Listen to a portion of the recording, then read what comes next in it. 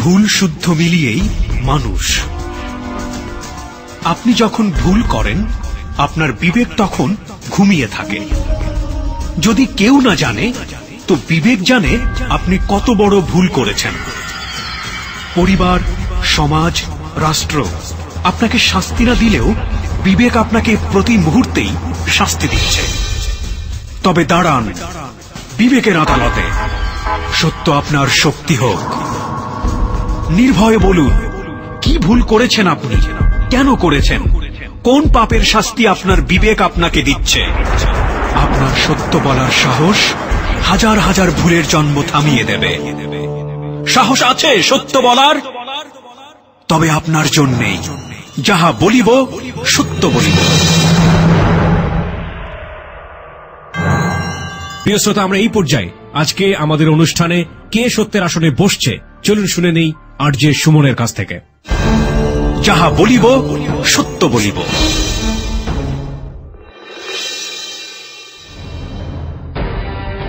আজ সত্যের মঞ্চে বসতে যাচ্ছেন মোহাম্মদ বনিয়ামিন। বেশ সাহসী এক যুবক, কিন্তু একটু গম্ভীর স্বভাবের। অবশ্য ছোটবেলা থেকেই তার চুপচাপ থাকার অভ্যাস। তাই বলে বনিয়ামিনকে অহংকারী ভাবার কোনো কারণ নেই। বিপদে অসহায় মানুষের পাশে দাঁড়ানো তার নিয়মিত ব্যাপার। কখনো টাকা, কখনো বা সৎ বুদ্ধি দিয়ে মানুষকে সাহায্য করেন। বয়সের সঙ্গে পাল্লা দিয়ে বেড়েছে বনিয়ামিনের বন্ধুর সংখ্যা। নিঃস্বার্থ যে কোনো মানুষই খুব সহজে বনিয়ামিনের মনে জায়গা করে নিতে পারেন। নেশা এবং নেশাগ্রস্ত মানুষ দুটোকে প্রচন্ড ঘৃণা করেন বনিয়ামিন। সবসময় চেষ্টা করেন নেশা থেকে দূরে থাকতে। বাবা মাকে অনেক শ্রদ্ধা করেন বনিয়ামিন। বাবা মাকে অশ্রদ্ধা করে বলা কোনো কথা তিনি সহ্য করতে পারেন না। এই হচ্ছে আমাদের আজকের অতিথি বনিয়ামিন। তার জীবনের বাকি ইতিহাস জানতে আবারও ফিরে যাচ্ছি কিবরিয়ার কাছে।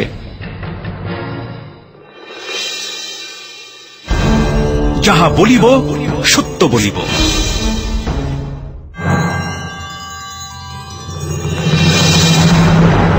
না বাড়িয়ে চলুন আমরা অতিথির মুখোমুখি হই। বনিয়ামিন, প্রথমেই যে প্রশ্নটি করতে চাই, সবার ক্ষেত্রে যে প্রশ্নটি থাকে যে যাহা বলিব সত্য বলিবর মতো অনুষ্ঠান যেখানে মানুষ অপরাধ গোপন করে, ভুল গোপন করে, আপনি সেখানে এসে আপনার জীবনের ভুল এবং অপরাধ সবাইকে বলতে চাচ্ছেন, উদ্দেশ্যটা আসলে কি?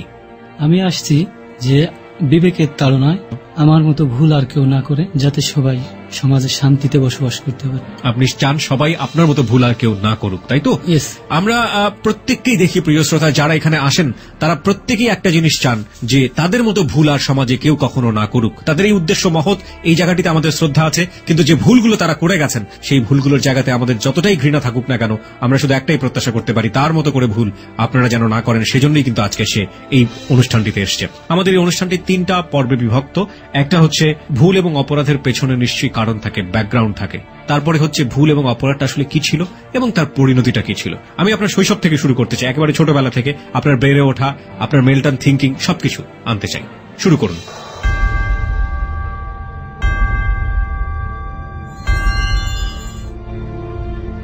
ছোটবেলা থেকে আমি একটু সৎ, কোনো অপরাধ বা অন্যায় ধারা যায় না। যদি কিছু একটা ভুল হয়, হতে পারে মানুষ মাত্রই ভুল। জি। যে সময় আমার প্রাপ্তবয়স্ক, ওই সময় কালীগঞ্জ আমার ভাই থাকে, ওইখানে যাই। যার পরে ওইখানে একটা স্থানীয় ছেলের সাথে ক্যান্টিনে বসে আমার সম্পর্ক হয়। ও আমাকে বাসায় নিয়ে যায়। বেস্ট একটা যাওয়া আসা শুরু হয় দুজনের ভিতরে। আমি একটু পেছনে ফিরে যেতে চাই। আপনি জন্মগ্রহণ করেছেন কোথায়? খুলনায়। খুলনাতে। আপনার বাবা কি করেন? ক ভাই বোন? আমরা হচ্ছি 7 ভাই বোন। 7 ভাই বোন। 3 ভাই 4 বোন। 3 ভাই 4 বোন। আমার পজিশন হচ্ছে 6 নম্বর। 6 নম্বরে আপনি। আপনার বাবা? বাবা মৃত।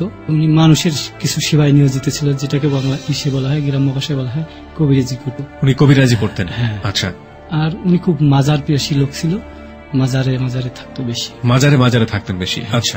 আমার ছোটবেলায় আমার 2 বোনের বিয়ে হয়। আমার ছোটবেলায় আমার 2 ভাইয়ের বিডিআরের চাকরি। আমার বেড়ে ওঠার বিষয়টা আমি জীবনে অভাব বুঝিনি, 2 হাতেই টাকা উড়াইছি। অসৎ পথে আমি 1 টাকা নষ্ট করিনি। এই টাকাগুলো আপনি পেতেন কোত্থেকে? আমার ভাইরা দিত, বাবা দিত। আচ্ছা। দেখা যাচ্ছে যে কোথাও বসছি, এক জায়গায় 5-7 জন লোক আছে, অপরিচিত লোকে, নিজে চা খাচ্ছি, অন্যকে খাওয়াচ্ছি, এরকম আমি তাতে একটা আনন্দ বোধ করতাম। আচ্ছা। এইভাবে আপনি টাকা পয়সা অপচয় করতেন। যে জায়গাটিতে আপনি গেলেন হঠাৎ করে, সেটা হচ্ছে আপনার ভাইয়ের যেখানে চাকরি করতেন, ক্যাম্পে। কোথায় ছিল সে ক্যাম্পটা? কালীগঞ্জ। কালীগঞ্জ। তখন আপনার বয়স কত? 19, 19-20 বছর। আপনি লেখাপড়া করেন সেই সময়টিতে? হ্যাঁ করি। কিসে পড়েন? তখন ইন্টারমিডিয়েট পড়েন। তাহলে আমি মোটামুটি যেটা বুঝলাম যে এসএসসি পড়া পর্যন্ত বা এইচএসসি পড়া পর্যন্ত আপনার জীবনটা ছিল খুবই সহজ সরল এবং সেখানে অর্থের কোনো অভাব ছিল না, আপনার ভাইরা দিত। যদি শাসনের জায়গাটাতে আসি, এই কাজটি কে করতো? আমার বাবাও করতো, আমার বড় ভাইও করতো, আচ্ছা, আর আম্মাও করতো। তো আমি কারো অর্ডারে চলিনি, ছোটবেলা থেকে আমার অর্ডারে আমার নির্দেশে। ওকে ফাইন, আপনি কালীগঞ্জে গেলেন, আপনি সেখানকার ঘটনা থেকে শুরু করুন। তারপর তো ক্যান্টিনে বসা ওই ছেলেটার সঙ্গে সম্পর্ক হয়। নাম কি ছিল? ওর নাম ছিল জিৎ। আচ্ছা, ছেলেটা মুসলমান। সম্পর্কটা এইভাবে, দুজনে চা খাচ্ছি, তখন ওর বিলটাও আমি দিয়ে দিছি। ও একটা ইয়ামাহা গাড়ি চালাতো, বাইক। হ্যাঁ, আমি চিন্তা করলাম যে বারবার আসতেছি, কারণটা কি। যাই গেছি, পরে ওর বাবা মার সঙ্গে কথা বলছি, বেশ ভালো একটা সম্পর্ক হয়েছে। তখন ওইখানে বেড়ালাম 7 থেকে 8 দিন। ওর মা বাবার ব্যবহার এত ভালো যে এই জন্য 7-8 দিন ওইখানে সময়। তারপরে যে ওইখান থেকে চলে আসি, আসার পর ফিরে প্রায় বছরখানিক পরে আবার যাই ভাইয়ের কাছে। তো ভাইয়া আমার কিন্তু ওই সময় ফোন ছিল না। ফোন আমাদের পাশে একজন ব্যবসা করতো, ওনার ফোন ছিল। তখন আমি ওর নাম্বারটাও জানতাম না। ও আমার ভাইয়ের কাছ থেকে নাম্বার নিয়ে ফোন দিয়েছে, ও বলছে যে আসো বেড়াতে। বলছে ঠিক আছে, আসবো, সময় হোক। পরে ভাইয়ের কাছে আবার গেছি, ও আবার কিভাবে যেন জানতে পারছে আমাদের ওইখানে ফোন দিয়ে। তখন ও দেখি যে সন্ধ্যার দিকে হাজির। আচ্ছা, আমি বললাম যে ভাইয়ের এখানে এক রাত থাকবো, থাকার পরে তোমাদের ওইখানে সকালে যাবো। বললো যে ঠিক আছে ভাই, আমি সকালে আসবো। সকালবেলাও গেছে আনতে। ভাইয়ারে বললাম যে ভাই ও তো নিতে আসছে। তো এর ভিতর দিয়ে ভাইয়ের সঙ্গে খুব ভালো একটা সম্পর্ক হয়ে গেছে জিতের। হ্যাঁ, জিতের। ওকে, সম্পর্ক হয়ে যাওয়ার পরে ভাই বলছে ঠিক আছে যাও। ওদের বাসায় যখন গেছি, 2 দিন আছি। 3 দিনের দিন সকালবেলা ও আমাকে ডাক দিছে, আমি তখন ঘুমাচ্ছি।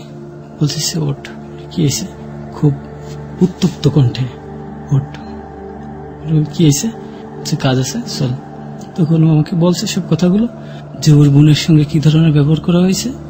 চলো যাই। ওর তখন ওদের ওই এলাকাটায় শিশু গাছ না কি গাছ আছে এরকম মোটামুটি, ওইখানে একটা বাগান আছে, বেশ কয়েকটা বাগান, তার ভিতরে একটা বাগানে, যেটা হচ্ছে যে ওর বোনের 2 হাত 2টা গাছের সঙ্গে বাঁধা, মাটিতে শোয়ানো, আর পা 2টা বাঁধা। ওর বোনের? হ্যাঁ, ওর বোনের, জিতের বোনের। ওর বোনকে করা হয়েছে ও যেভাবে দেখলাম বাঁধা, তার ভিতর দিয়ে 2 ব্যাটারি একটা যে চায়না লাইট ছিল, তখন ওইটা দেওয়া। ওই অবস্থায় আপনি গিয়ে পেয়েছেন? হ্যাঁ, আমি খুব সকালে। তারপরে দেখলাম ওর বোনের 2 হাত বাঁধা গাছের সঙ্গে, মাটিতে শোয়ানো অবস্থায়, পা বাঁধা, শরীরে কোথাও কাপড় নেই, আর শরীরের পুরাই অংশগুলো ক্ষতবিক্ষত।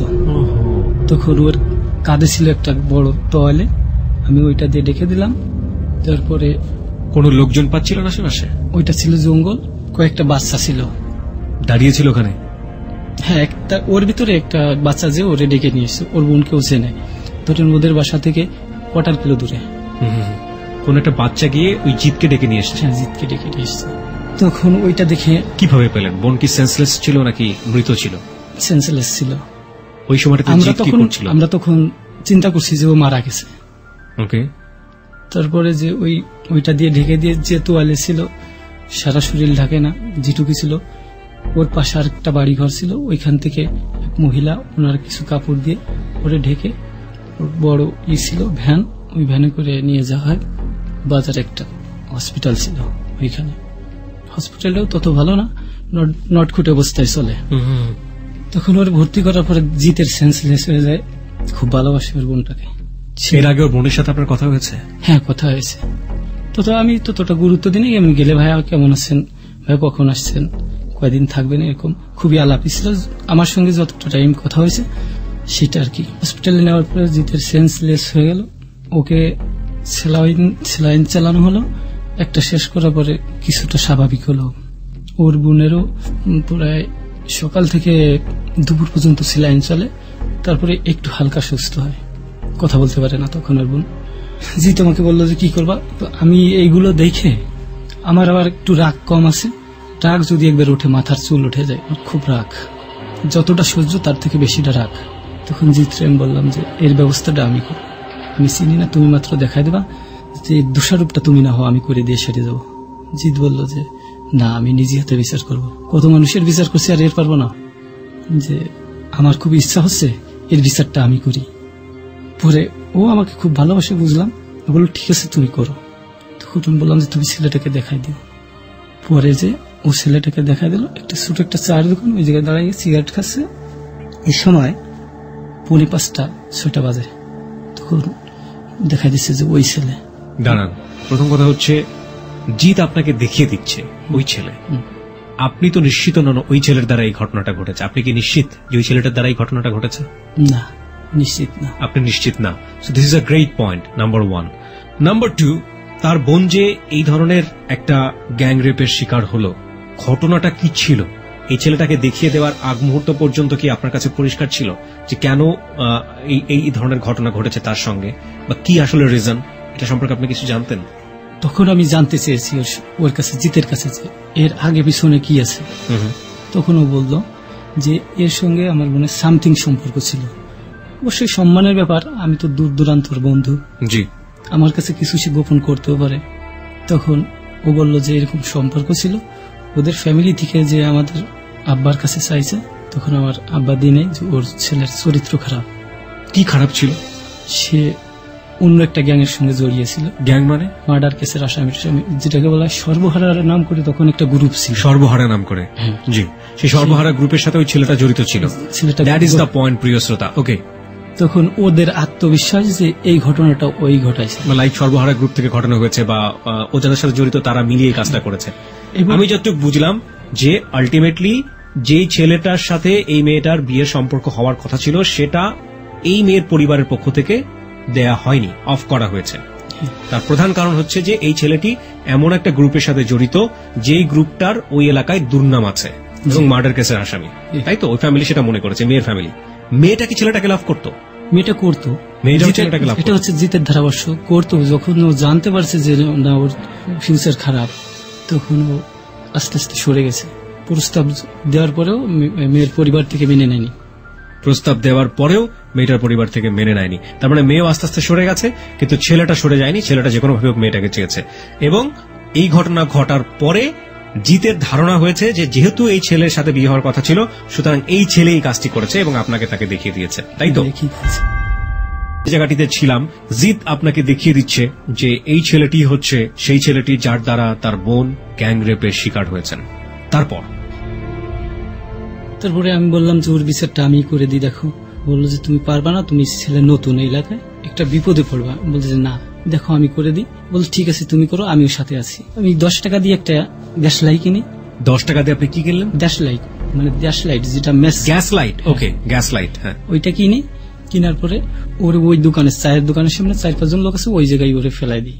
তখন ওর ওই চাইপে ধরে, ওর লুঙ্গি পরা ছিল তখন, ওই লুঙ্গি সহ আগুন দিই। এর আগে আবার ওই গ্যাস লাইটের পাওয়ারটা খুব বাড়ায়নি, ওইটা সহ আগুন দিই। আগুন দিলে ওর ওইটা পুড়ে একদম হয়ে গেছে, মানে যেটাকে কি বলবো এটা আমি বলতে পারতেছি না। তখন এদিকে আমার হাত যে পুড়ে যাচ্ছে, এইটা আমার শোনে এখনো আমার হাতে দাগ আছে, ওলার দাগ। দেখে একটু আপনাকে, এই যে দেখেন। ওকে, দিস ইজ ট্রু। ওকে, ও খুব চিৎকার করতেছে, আমি ওই এদিকে ওর চিপে ধরছি আর আগুন দিচ্ছি, অন্যদিকে ওর গলায় আমার আর এক পাওয়া দান। তো মানে গলায় আপনি পাড়া দিয়ে রেখেছেন? হ্যাঁ। ওকে, এখন ওইখানে যে লোকগুলা ছিল ওরা ওই চায়ের দোকান ফেলায় দৌড়ে সেরে গেছে। ওইদিকে আবার আপনার ইসের খুব চোট ছিল, সর্বহারার। ঠিক আছে, সপ্তাহে 1-2টা মার্ডার তখন হতো। তখন ওরা দৌড়ে সেরে গেছে। আরো দেখছে ছেলে নতুন এলাকায়, আগে পরে আমার দেখে নাই, ওই জন্য চার্জার সারা শেষে সেরে গেছে। ওরে ওইখানে ফেলায় রাখছি, ওর ওই লুঙ্গি টুঙ্গি সব পুড়ে গেছে যা ছিল। কে যেন এসে নিয়ে ওকে ওই একই হসপিটালে ভর্তি করছে। এই কাজটি করার আগে কি আপনি তাকে একবারের জন্য জিজ্ঞেস করেছিলেন যে সেই ধরনের কাজ করেছে কিনা? ওর বলার কোনো সুযোগ ছিল না। ও কয়েকবার বলতে চাচ্ছিল, তখন হলো আমি ওর গলা পাড়ায় ধরছি। আপনি কোনো কথা বলার সুযোগ দেননি? ওকে কোনো কথা বলার সুযোগ দিনে। ওর ভাই কি করছিল? জিত কি করছিল এই মুহূর্তে? মেয়ের ভাই ওইখানে দাঁড়াইছিল। তখন আমি ওরে পুড়ায় দেওয়ার পরে আমি বলছি, জিত আমার বিচার পছন্দ হয়েছে। বলছি যে আমি তো জানে মেরে ফেলাই দিতাম, আমি আজ পর্যন্ত এরকম বিচার আমি দেখিনি। বলছি যে এদের জন্য এই বিচারটাই। পরে জিত বলছে যে তোমাকে ধন্যবাদ, মানে তোকে ধন্যবাদ। পরে জিত বললো যে ঠিক আছে, তুমি যে বিচার করছো এটাই আমি সন্তুষ্ট। ওকে পুড়িয়ে দেওয়ার পরে আমরা ওই শহর থেকে প্রায় 20 কিলোমিটার দূরে একটা জঙ্গলের কাছাকাছি ওইখানে আছি। তখন যখন বসে আছি, ও দেখলাম কয়েকটা জায়গা ফোন করলো। ফোন করার আধা ঘন্টা 45 মিনিট পরে 10-12টা মোটরসাইকেল আসলো। আসার পরে বিভিন্ন ধরনের কথাবার্তা জিতের সঙ্গে হচ্ছে, আমার ওই ব্যাপারটাও হচ্ছে। তখন আমি বুঝতে পারলাম এই জিতও একটা গ্যাংয়ের সাথে জড়িয়েছে। তারা আমার সঙ্গে বিভিন্ন প্রকার কথা বললো, বিভিন্ন লোকজন, যে তোমার ভয় নাই, তুমি খুবই সাহসী। তখন আমি বললাম যে এই সমস্ত কথা আমাকে বলার দরকার নেই, আমি জাস্ট একটা বিচার করছি। কিছু সময় পরে জিতের ফোন বাজে, ফোনটা রিসিভ করে হাউমাউ করে কেঁদে দিছে। পরে আমি বলছি, জিত কি হয়েছে, তুমি কাঁদছো কেন? বলতেছে যে আমার বোন মারা গেছে। ওর নাম ছিল প্রিয়াঙ্কা, প্রিয়াঙ্কা মারা গেছে। জিত তুমি পিছনে বসো, আমি যাই। আরেকটা ছেলের বললাম যে তুমিও বসো, তুমি এটা ধরো। আমি বাইক নিয়ে ড্রাইভ করে ওদের নিয়ে চলে আসলাম হসপিটালে।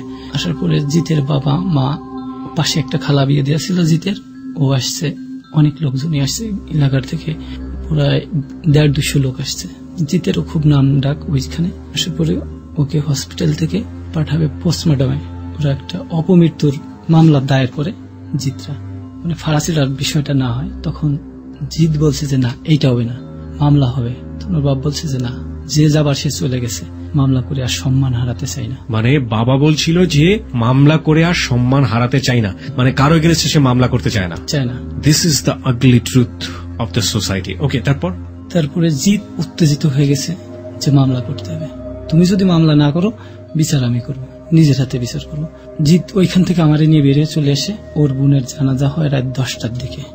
জিত পরের দিন সকালবেলা আমারে নিয়ে, ওর আর একটা বন্ধু আছে ওদের পাশে, ওর নাম আমি জানি না, ওই দিন থেকে রাত্রে আবার আমারে নিয়ে রওনা দিছে। তারপরে আরেকটা জঙ্গল, ছোট ছোট পাতা কি অনেক গুড়া দিয়ে দিয়ে এরকম ওঠে খুঁটার মতো, ওর ভিতরে নিয়ে গেছে। আমার হাঁটাচলা খুবই বিপজ্জনক। আমি যতদূর বুঝি এটা হচ্ছে সুন্দরবন এরিয়ার কোন জায়গা কি? হ্যাঁ, সুন্দরবন এরিয়া, ম্যানগ্রোভ ফরেস্ট যেটাকে বলা হয়, যে শ্বাসমূলগুলো উপর দিকে থাকে, গাছের শ্বাসমূলগুলো উপর দিকে থাকে এবং এগুলো চোখা চোখা হয়, এগুলোতে হাঁটা খুব কষ্টকর। তার মানে সুন্দরবন এরিয়ার কোন একটা জায়গা। আমি আপনাকে এই জায়গাটা একটু জিজ্ঞেস করতে চাই, আপনি যে এই যে একের পর এক এই ধরনের কাজে জড়িয়ে যাচ্ছেন, আপনার ভাই তো তখন একজন সশস্ত্র বাহিনীর কর্মকর্তা, আপনার ভাই কি সেগুলো সম্পর্কে অবগত ছিল? না, ভাই ছিল না। ভাই জানে যে চলে গেছে। কোথায় চলে গেছেন? বাড়িতে। তার মানে আপনি যে এখানে আছেন, পাশেই এই বন্ধুর বাসায় আছেন, সেটাও আপনার ভাই কিছু জানে না? ভাই কিছু জানে না। ওকে, তারপর? পরে রাত 9:30 বাজে, আনুমানিক 9:30, 9:10 এরকম বাজতে পারে। ওর কাছে ছোট একটা লাইট আছে, একটা গাছের গোড়ায় বসলাম। বসার পরে 5টা-7টা ছেলে আসলো। আসার পরে ওরা সবাই সিগারেট খাচ্ছে। পরে আমারে বলতেছে, তুই খাবি? আমি বলছি দাও। তারপরে সিগারেট খাচ্ছি, তবে যখন আমি টান দিছি, আমি বলছি কিরে কেমন কেমন লাগতেছে। বলছে যে তুই কি সিগারেট খাইস? বলছে যে আমি তো এটা হলো বেটা, তুই বুঝিস না।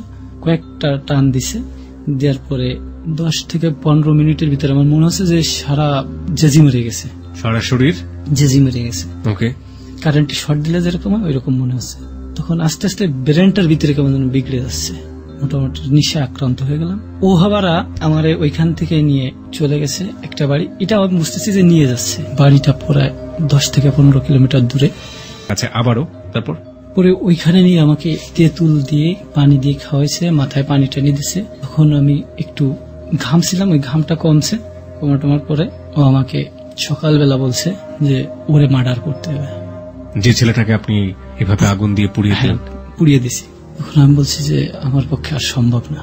তখন ও বলছে যে তোমার পক্ষে কি করে সম্ভব করাতে সেটা আমি জানি। বলছি তোমার অনেক লোকজন আছে, তুমি ওকে দিয়ে করো। বলছে যে না, তুমি করলে এটি ঠান্ডা মাথায় হবে। আমি বলছি যে না, আমার মাথা সবসময় ঠান্ডা থাকে না। ওরা বলছে যে না, তুমি একটু চেষ্টা করো। তখন আমার ভাবতে ভাবতে ওই সিনাপটা আমার মনে এসে গেছে, চোখের সামনে ভাসতেছে মেয়েটার অবস্থা। তখন আমি বলছি যে না, যদি হসপিটালের বাইরে থাকতো তখন কাজটা করে দিতাম, ও বের হোক। বলছে না, ওর মৃত্যু এসে গেছে। জিতু বলতেছে কিভাবে? বলছে যে ও শখ আমি করে দেবো। তুমি করে দেবা, তুমি করো এটা, আমি তোমার সাথে আসি, চলো। তারপরে এবার আমি যে ওই হসপিটালের গেটে, এখানে পিছনে একটা গেট আছে, ওইখানে দাঁড়ায় আছি। মানে আমার চিন্তাধারা যে আমি ওইখান থেকে চলে আসবো, যদিও না আসি, দোকান টোকান আছে ওইদিকে এসে থাকবো। ওর কি মন চাচ্ছে, ও ফিরে আসছে। আসি আমার সামনে টেপ রেকর্ডার ছিল, ওইটা অন করছে। বলছে দেখো, রাত্রে যে কথাবার্তা হয়েছে ওরে মার্ডার করার বিষয়, তুমি যদি নাও করো তুমি জড়াই দেবা। তখন আমি বললাম যে কি করে এটা হলো? আমি তো এদের সঙ্গে কোনো কথা বলি নাই। বলছে যে তুমি কি খাইছিলে, নেশা করছো না? গাঁজা খাইছি। আর এইটা রেকর্ডিং আমি ওইটা শুনলাম। তখন আমি চিন্তা করলাম যে শালা মার্ডার না করেও মার্ডারে জড়াই দেবো। আমি বলছি যে না, আমি ওইটা পারবো না, তুই যা করবি কর। আমি চিন্তা করছি যে ও আমার সঙ্গে আর কি করতেছে। তখন আমি তুই করে ব্যবহার করতেছি ওর সাথে। পরে বলতেছে যে না চল। তারপরে এক পর্যায়ে চলে গেছি, ওদেরও ওইখানে লোক ছিল। বেশ খানিকটা গ্যাঞ্জাম হসপিটাল ভিতরে সৃষ্টি হয়েছে। কিসের গ্যাঞ্জাম? গ্যাঞ্জাম মানে ওই ছেলের, ও যে গ্যাং ছিল তারাও ছিল ওইখানে। আর এ তো 4-5 জন নিয়ে গেছে, সাথে আমি আছি। তারপরে যে মোটামুটি দুই পক্ষই মার খাইছে, তা আমি ওই ছেলেটারে যার পুড়িয়ে দিছি, ওরে আমি আবার 2টা কারাত মারছি ঘাড়ের 2 পাশে। ওই 2টা কারাতেই হাসপাতালের ভিতরে, সব হাসপাতালের ভিতরে, সরকারি হাসপাতাল, সরকারি হাসপাতাল। ওকে। তখন ওই 2টা কারাতেই পুড়ে গেছে। জিতরে দেখলাম আবার গলায় পাড়ায় ধরছে, আর একজন এসে ধাক্কা দিয়ে ফেলাই দিয়েছে। নার্স গুলো খুব ভাবে ছুটাছুটি করতেছে। তখন আমি গাড়ি নিয়ে টান দিয়ে চলে আসতেছি। এই মতো অবস্থায় জিত ফাল দিয়ে উঠে গেছে। ওর জিত যখন চলে আসছে, ওর লোকও চলে আসছে। তখন জিতরে আবার কে ফোন দিয়ে জানাচ্ছে যে জিত ও মারা গেছে। তখন আমি চিন্তা করলাম যে আর এক মুহূর্ত এখানে থাকা আমার পক্ষে নিরাপদ না। মারা গেছে মানে মারলো কে তাহলে? ও যে কিভাবে মারা গেছে, হয়তো আমার কারাতে মারা গেছে, নয়তো ওর পায়ের, হ্যাঁ, পাড়াতে মারা গেছে। এই 2টার যে কোনো একটা হবে। ওকে ওকে। তখন আমি ওইখান থেকেই চলে আসি। সে সময় আপনার হেলিকপ্টার বানাতো সাইকেল দিয়ে। জিতের আর একটা বন্ধুরে আমি বললাম যে তুই আমাকে বাস স্ট্যান্ড পর্যন্ত পৌঁছে দিস। সাইকেল দিয়ে হেলিকপ্টার বুঝলাম না। সাইকেল দিয়ে 2 পাশে তক্তা দিয়ে, ওরা ওইটা হেলিকপ্টার বলতো। ওকে, মানে সাইকেলের 2 পাশে তক্তা থাকতো, সেই তক্তায় আবার 2জন করে বসতো, সেটা করে হেলিকপ্টার বলতো। ওকে। তো আমি বলছি যে এতে করে আমি যাবো না, তুই আমার মোটরসাইকেলে পৌঁছাই দেবে। জিতের আর একটা বন্ধুরে বললো ঠিক আছে, স্ট্যান্ড পর্যন্ত পৌঁছে দেবো। তখন ও আমাকে যে সময় স্ট্যান্ডে পৌঁছে দেয়, এই সময় আপনার 6টা 6:30 বাজে, হালকা হালকা আধার। আমি স্ট্যান্ডে সে কাউন্টার ওইখানে বসে আছি। ইতিমধ্যে একটা মেয়ে আসছে। আসলে তখন ওই একটা হেল্পারে এদিক টানে আর একটা এদিক টানে, আমি জিনিসটা বসে বসে দেখতেছি। তখন কিন্তু এবার সিগারেট আমি নিজে কিনে আনছি। একটা হেল্পার একটা মেয়েকে এদিকে টানতেছে, আর একটা হেল্পার ওদিকে টানতেছে, ঠিক বুঝলাম না। মানে হাত ধরে 2জন 2 দিকে টানতেছে। কেন? 2 বাসে তুলতে যাচ্ছে, 2 বাসে তুলতে যাচ্ছে। তখন এক পর্যায়ে মেয়েটার ব্যাগ ছুটে যায়, ছুটে গেলে তখন আরেকটার থাপ্পড় মারে। আপনি উঠে গিয়ে একটা থাপ্পড় মারেন? আমি মারি না, মেয়েটা মারে। কাকে মারে? হেল্পার ছুটে গেছে, ব্যাগ পড়ে গেছে, এক হাত ছুটে গেছে। তখন আর বাম হাত যে হেল্পারে ধরা আছে, ওরে থাপ্পড় মারে। থাপ্পড় মারলে চেপে ধরে হেল্পারটাই মেয়েটার। তখন এই জিনিসটা আমি আবার দেখছি। দেখার পরে আমি চিন্তা করলাম যে এই কালীগঞ্জ থেকে শুরু করছি, শেষ কোথায় হবে আল্লাহ জানে। ওরেও মারছি মানে ওরে খুব জোরে আমি চড় মারছি। তা আমার মায়ের গুলো পরাই আমি গলায় ঘাড়ে এই দিকতে মারি। যখন ওরে মারছি, ও ছিল হ্যাংলা, এক চড়াই পড়ে গেছে। স্টান এবার তখন 40-50 জন বাস স্টাফ যারা আছে, ওরা এসে ঘিরে ধরছে। চমকে উঠলাম আমি। প্রত্যেকের হাতেই দেখা যাচ্ছে যে লিভার টিভার এই জাতীয় আছে। ইতিমধ্যে 40 সেকেন্ড পার হয়নি, 30-35 সেকেন্ডের ভিতরেই এখনো আমার গায়ে কেউ হাত তুলে পারেনি। 40-45 সেকেন্ডের ভিতরে একটা গাড়ি আসছে, আলো আসছে আর কি। ওই গাড়িটা দেখে লোক সব সাইড হয়ে যাচ্ছে। বলছে এই জায়গায় কি হয়েছে? বলছে যে এই আমাদের স্টাফকে মারছে। তখন আমার জিজ্ঞেস করছে, খাটো মতো একটা লোক নেমে এসে জিজ্ঞেস করছে যে তুমি কি মারছো? বলছে হ্যাঁ, একটা থাবা মারছি। সে একটা থাবায় পড়ে গেছে? বলে হ্যাঁ। থাবাটা তুমি কত জোরে মারছো? যত স্পিড ছিল আমি জানি না, পড়ে গেল কেন। তোমার বাড়ি কোথায়? বললাম খুলনায়। খুলনায় কোথায়? পরিচয় দিলাম। তারপরে বলছে যে মেয়েটা তোমার কি হয়? কিছুই হয় না, তুমি মারলে কেন?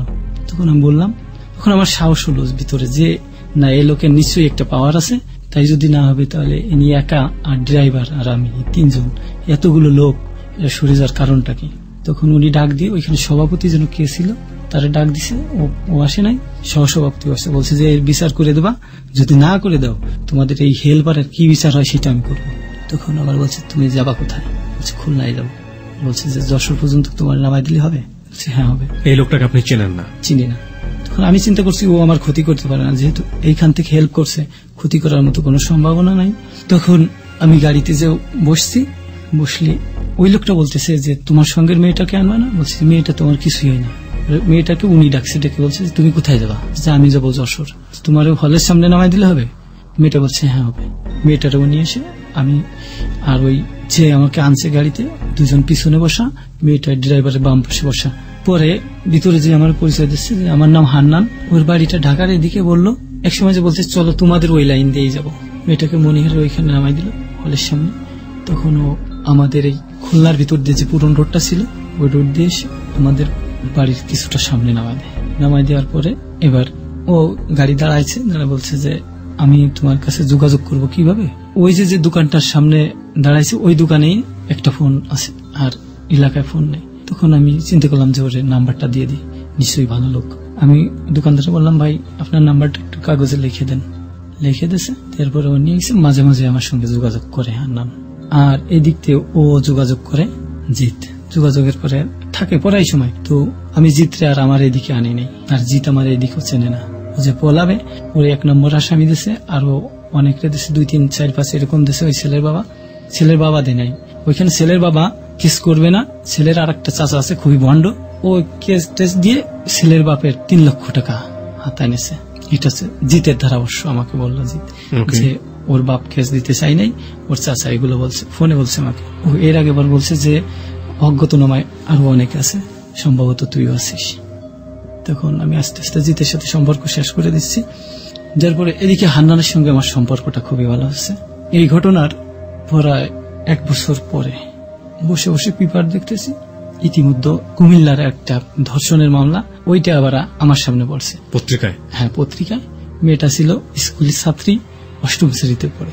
একে ধর্ষণ করছে চেয়ারম্যানের এক ভাই, এর বিচার পায়নি। এটা আপনি পত্রিকাতে পড়েন? পত্রিকাতে পড়ি। ওকে। তখন মেয়েটার বাপ ডিটেলস লিখছে ওইখানে পত্রিকায়। মেয়েটার বাপ কয়েকবারই কেস কাছারি করতে যায়, কেস হয় না। সে বলতেছে আল্লাহ কি এর বিচার করবে না। তখন কিছু সময়ের ভিতরে হান্নান আমার ফোন দেয়। আমি এবার ওই যে দোকানের ফোন নাম্বার, ওতে একটু পাশেই পত্রিকা পড়তেছি, আর একটা দোকানের পাশে। তো উনি আমার ডাক দিচ্ছে, দেখছে ওইখানে পত্রিকা পড়তেছি, ডাক দিয়ে বলতেছে এই যে হান্নান ফোন দিচ্ছে। কিন্তু ওই ফোনালার সাথে হান্নানের ভালো একটা সম্পর্ক হয়ে গেছে। আমার ফোন দিতে দিতে হান্নানের সাথে কথা বলছি। আমি বলছি হান্নান ভাই কি কথাটা বলবো, দুনিয়াতে যে এত খারাপ মানুষ আছে আমি জানতাম না। কি আছে? পত্রিকা দেখতেছি এই সমস্ত। উনি বলতেছে যে পত্রিকা তো আমিও দেখতেছি, তা এর একটা বিচার করা যায় না? এম কিছু তো অনেক দূর, যদি কাছে কাছে তো এর একটা বিচার করতাম। মানে আমার ভিতরে একটা আগ্রহ জাগছে যে এটারও ভোড়াবো। আপনি তো এরকম রেপ বা ধর্ষণের জাতীয় ব্যাপারগুলো দেখলে আপনার ভেতরে এই ধরনের অনুভূতি হতো, নাকি অন্যান্য যে হত্যাগুলো আছে, পত্রিকা খুললেই তো বিভিন্ন হত্যার খবরাখবর পাওয়া যায়, ওগুলো দেখলে আপনার ভিতরে কোনো ফিলিংস আসতো না? না, ওগুলো দেখলে কোনো ফিলিংস আসতো না, শুধুমাত্র এই রেপটা দেখলেই আপনার ভিতরে এই ধরনের রাগ বলেন বা জিঘাংসা বলেন, যেটাই বলেন না কেন, সেটা জেগে উঠতো। এটার পেছনের কারণ আপনি কি মনে করেন? যে ওই রকম ভাবেই ওই জিতের বোনকে দৃশ্যটা দেখেছিলেন বলেই কি আপনার ভিতরে এই জিনিসগুলো কাজ করতো? হ্যাঁ, ওটাও কিছু করতো। আবার চিন্তা করতাম কেন মেয়েরা স্বাধীনভাবে চলাচল করতে পারবে না, বোনটা তো আমারও হতে পারত। আপনি হয়ে ফিল করতেন? আপনার ছোটবেলায় এমন কোন ঘটনা কি আছে যেটা আপনার ভিতরে এই ফিলটা জাগিয়েছে? না, সেরকম কিছু নেই। এবং সেই অপরিচিত লোকটি, যাকে আপনি খুব ভালো করে চেনেনও না, তিনি হচ্ছেন হান্নান নামের এক ভদ্রলোক। তার সঙ্গে আপনার ফোনে কথোপকথন হচ্ছিল। ঠিক ওই জায়গাটা থেকে ফিরি, তারপর ওরে হান্নান আমাকে বললো যে তুই কি বোধ করতেছিস? তুই তুকারি সম্পর্ক আপনার সাথে হয়ে গেল? হ্যাঁ। ওকে। উনি অবশ্যই সিনিয়র, সেই হিসেবে তিনি বলতো। আমি বললাম যে আমি বোধ করতেছি যে এটারও আমার একবার পোড়ানোর দরকার। পরে বলছে একবার পোড়ানোর দরকার মানে? আমি বলছি যে এইরকম একটা ঘটনায় আমি ওই দিন পোড়ায় আসি যেদিনকে আপনি আমাকে নিয়ে আসলেন। তখন হান্নান আমার বললো পোড়ায় দে। বলছে কি করে সম্ভব, জায়গাটা আমি চিনি না। বলছে হয়ে যাবে। তখন আমি বললাম যে কিভাবে হবে? বলছে যদি আমি সিস্টেমটা করে দিই তাই তুই কি করবি? আমি বলছি আপনি সিস্টেম করে দিলে আমি ওরা সিস্টেম করে দেবো। তোর এত রাগ কিসের আমার? বলতেছে কেন এইগুলো করবে? চেয়ারম্যানের ভাই, এজন্য। চেয়ারম্যানের ছেলে তো বড় ক্ষমতাশালী লোক আছে, তারা তো করে না। তখন বলতেছে তাই তোর ব্যবস্থা আমি করব, তুই মাওয়ায় চলে যায়। মানে আমার ভিতরে একটা আগ্রহ সৃষ্টি হলো। আমি আবার বাড়ি থেকে বের হয়ে যাই। কত সালের ঘটনা এটা? 4-এর ঘটনা। 2004-এ। তখন আপনি পড়াশোনা করছেন। আপনার ফ্রেন্ড সার্কেল কেউ ছিল? ফ্রেন্ড সার্কেল বলতে আমার একজনই ছিল, সেটা হচ্ছে নাজমুল। ওকে জানতো যে আপনি এরকম? আমার বিষয়টা কেউ জানতো না। Nobody knows it. শুধু আমার যে সমস্ত আছে এটা আমার ভিতরে আমি চাপা দিই। ফ্যামিলির কেউ জানতো না? না। আবার এলাকার সবাই জানে যে ও মাঝে মাঝে 10-12 দিন এলাকা থেকে কোথায় চলে যায় কেউ জানে না, 4-5 দিন চলে যায় আবার আসে, এইগুলো জানতো। এটাও জানতো যে বাংলাদেশের বিভিন্ন সেক্টরে এবার বিভিন্ন ধরনের লোকের সাথে সম্পর্ক, এটাও জানতো। ওকে। তো আমি ঘাটে আসছি, আসার পরে 20 থেকে 25 মিনিট বসে আছি। তখন একটা ছেলে যে বলতেছে যে আপনি কি বনিয়ামিন? আমি আশ্চর্য হয়ে গেলাম যে কিভাবে বুঝলো। আমি বলছি যে হ্যাঁ আমি বনিয়ামিন। তখন আমার বলছে আসেন লঞ্চ পার হই, আমাকে হান্নান ভাই পাঠাইছে।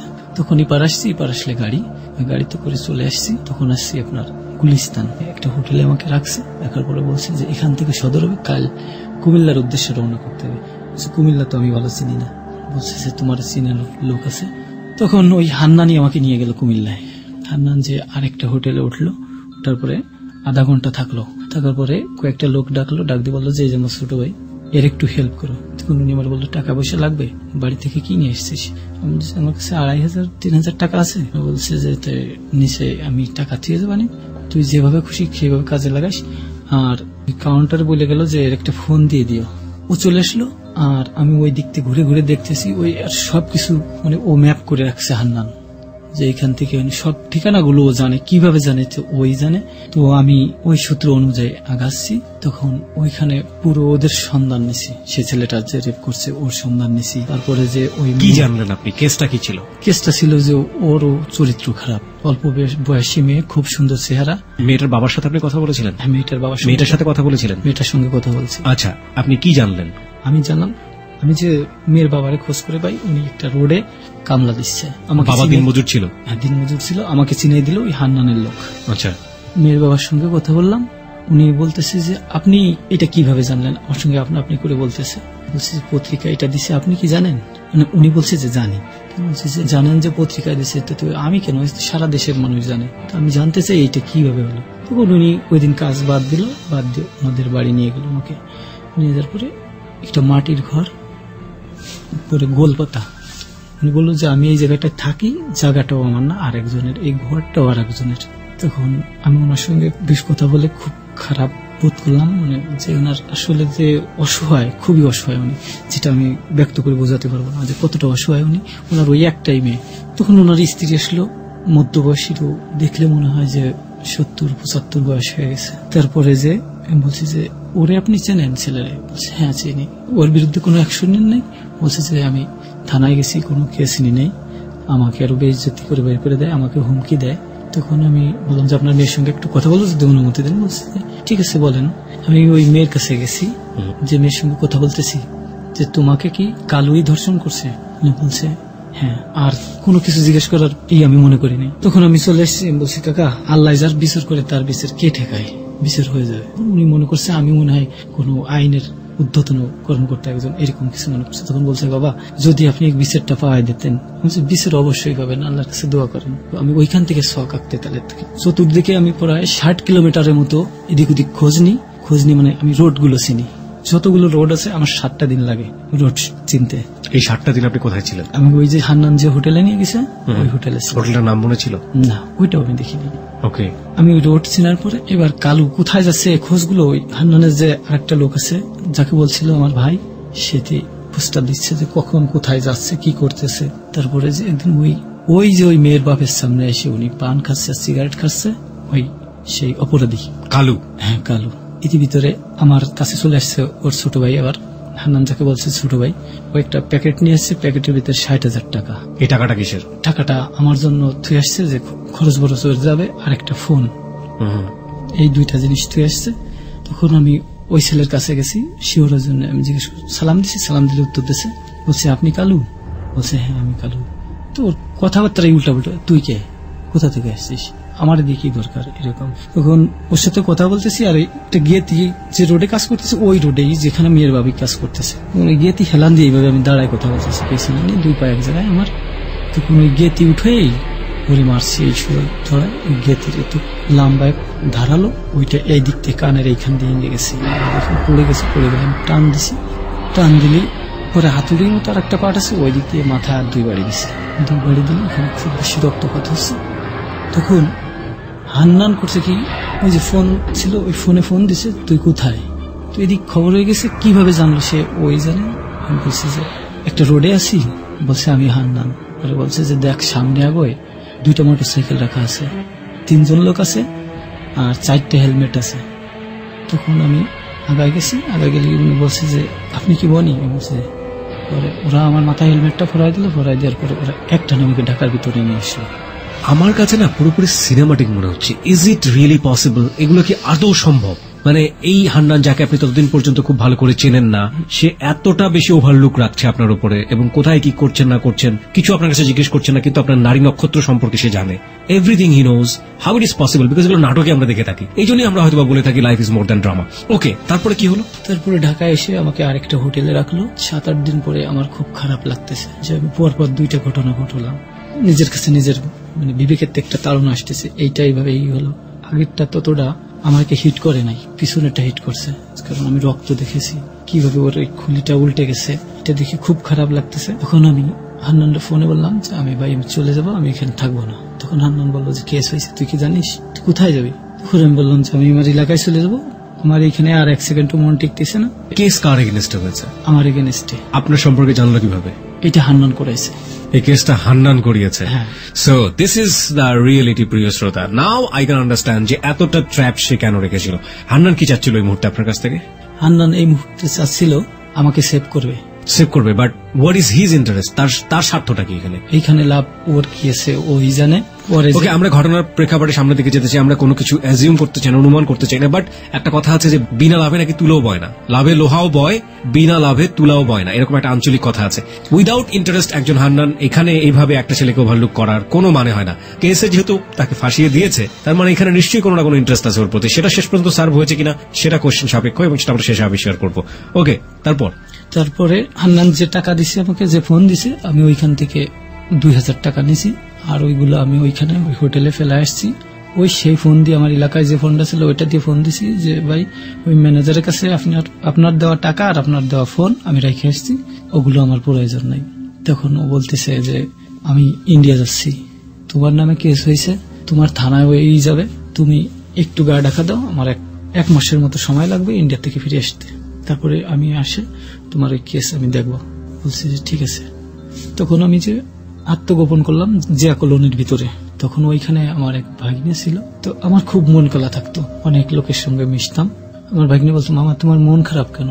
সেও আমার বয়সী, তো খুব দাড়ি টাড়ি রাখে, সেও আল্লাহ আল্লাহ লোক। বলছে যে মন যে খারাপ কেন সেটা আমি বুঝতেছি না। ও খুব ভালো ভালো কথা বলতো। তখন ও আমাকে বলছে মামা একটা জায়গা আছে, যাবা? চলো যাই। মানে আমার আর কিছু শুনতেও মন চাচ্ছে না, না নিয়ে পর্যন্ত ছাড়বে না। আমি চলো যাই, নিয়ে গেছি। কার বাসায় ছিলেন আপনি এই সময়টাতে? এই সময়টায় ছিলাম আমার এক ভগ্নিপতি, মানে ফুয়তো বোনের স্বামী, তার বাসাতে। আপনার লেখাপড়ার কি অবস্থা সেই সময়টাতে? সে সময় ইন্টার কমপ্লিট করে আপনি কি অনার্সে পড়ছেন বা ডিগ্রি পড়ছেন? এই সময়টায় ভর্তি হওয়ার কোনো সুযোগ পাইনি। Okay fine. তারপর ও নিয়ে যেতে চাচ্ছে, ও একটা জায়গার মুরিদ, সেই হুজুরের কাছে নিয়ে যেতে চাচ্ছে। তো উনি আমাকে দেখে বলতেছে রুবেল তুমি কাকে নিয়ে এসছো?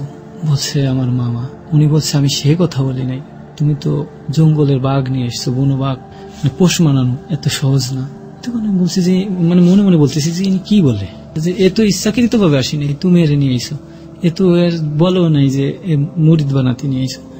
তখন ওনার কয়েকটা কথা শুনে আমার ভিতরে একটু বিশ্বাস আসলো। বলছে যে হ্যাঁ ও আমাকে বলে নাই, কিন্তু আমি মুরিদ হতে চাই।